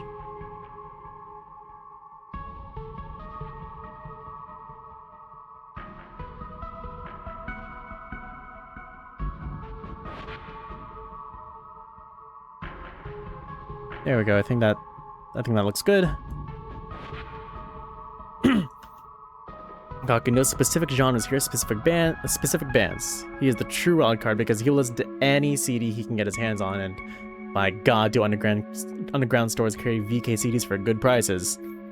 All of them bond over Bucktick. Bucktick is universal, and everyone agrees Atsushi Sakurai is hot. Look up Atsushi Sakurai from Bucktick. It will change your life. Well, let's see. What does Atsushi Sakurai look like?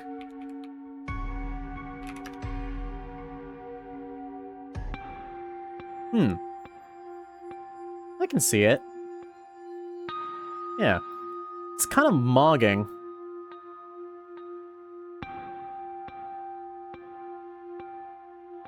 I'm loving the hair, too. And that's how long I want my hair to be. I'm still trying to grow up my hair more. I know it's already, oops, I know it's already decently long, but like, I like having long hair. Pinterest girls love him. I mean, I can see why. He kind of got the look.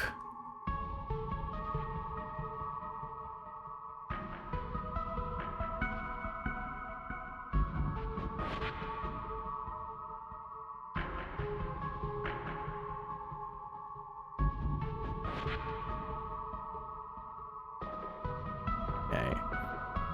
We got 8 minutes until the end of the stream. Let's see how much of this I can finish. Oh my god, please.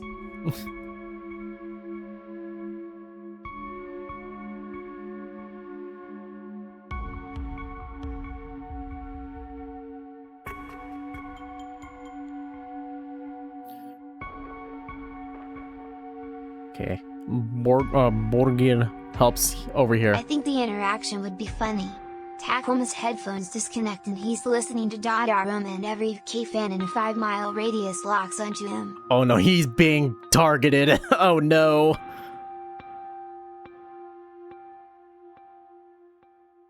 Let my man go free. His music creepy as hell. I don't even know what that was. I'll be honest. I didn't check. But it's from 13 Sentinels. That's all I can say.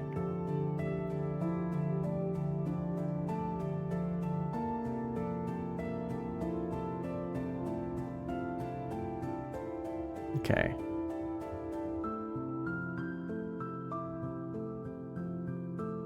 Oh yeah.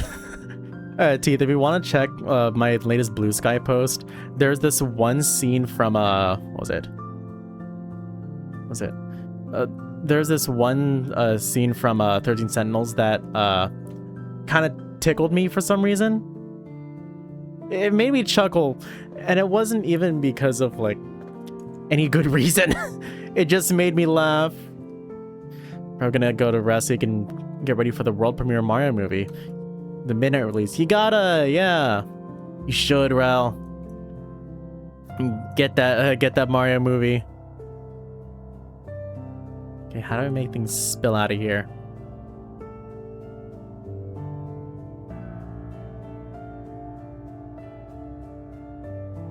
And this man's gripping onto this burger.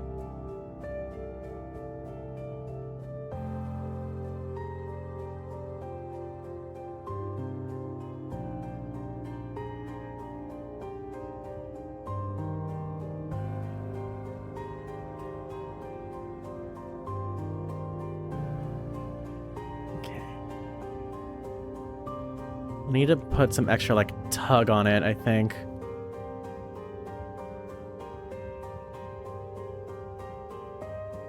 And of course, the fingies over here. Ones that need to grip this burger.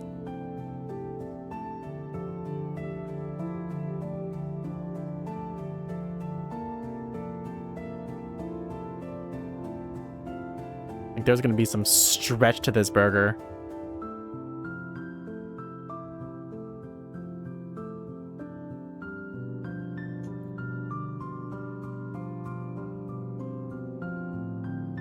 Like this man's tugging at this burger. He's a little feral for it.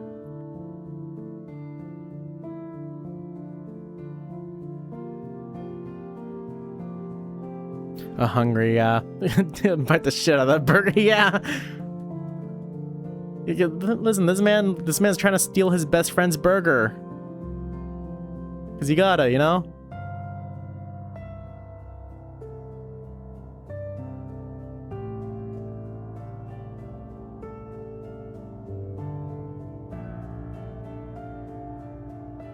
Okay, if the mouth is over here, then it's probably like I'm out here. Yeah, that's fine.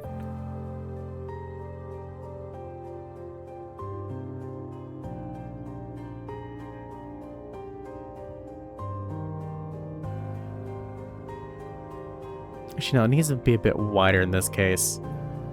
Because while it is, like, at a closer angle, I think it, you know, just to keep the proportions correct.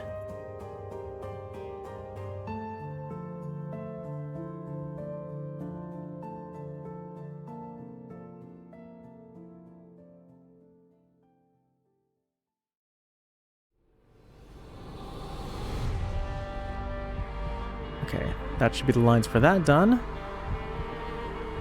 I'm giving Eito piercings and Gaku very much decorated ears. What sort of piercings would Eito have?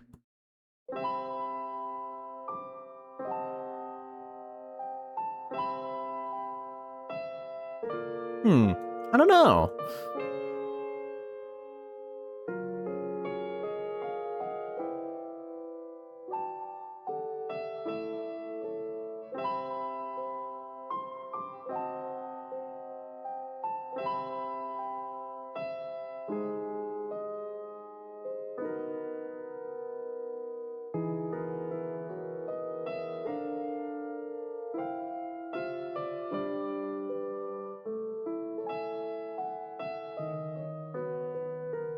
Yeah, I feel like that's sort of like, I guess, headcanon that I never really thought of. What sort of piercings would each character have in the 100-line cast?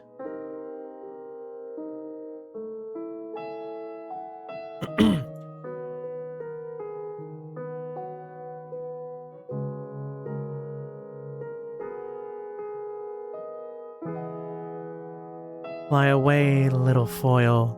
Fly away. Because of this little gremlin over here who stole his best friend's burger.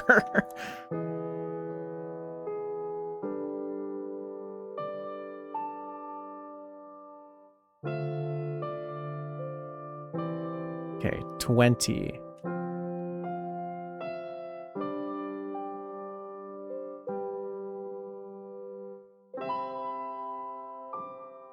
I guess the bittersweet music for burger stealing. Eito wants to appear nice, so he doesn't wear his piercings very often, but like he wears them one day and everyone's like, "Whoa, man, did Yukami get a hold of you?" And it's like, so eyebrow piercing, double nose piercing, puts a chain between them. Piercing on each cheek, double piercing, or a piercing each cheek, tongue piercing, and one on the top part of his lip. Gotcha. I can kind of see it. There's some that I'm not too familiar with that I probably need more visual references, but I'll probably like look them up later because, you know, we do have a minute left.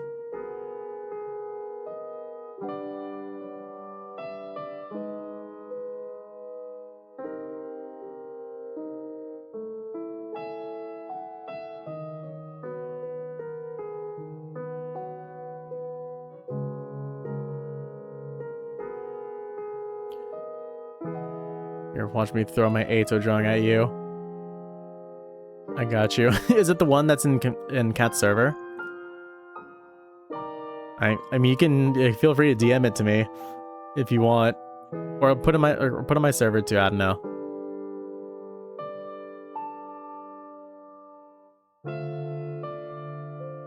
Okay, well, it is 8 o'clock. Let me just finish off this. No. Oh, I got you. Let me see. Oh, okay, I see. I see what you mean with the piercings. I'm not really too familiar with the cheek piercings. Interesting that now that I say it. Okay, so let me go ahead and see if there's anyone I know that's I can raid.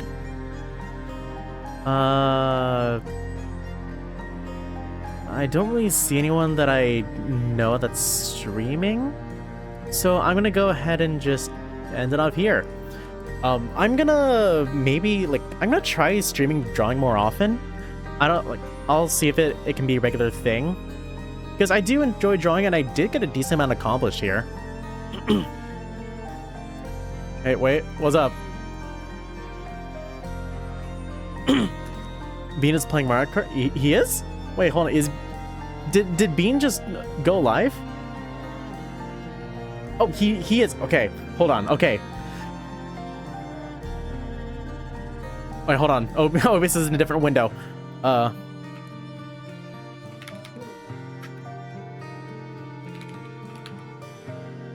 Where is it? Bean Nexus. Yo, Rel, if you got someone that you want me to raid later, DM me their name and I'll see if I can raid them next time. But yeah, get that motherfucker.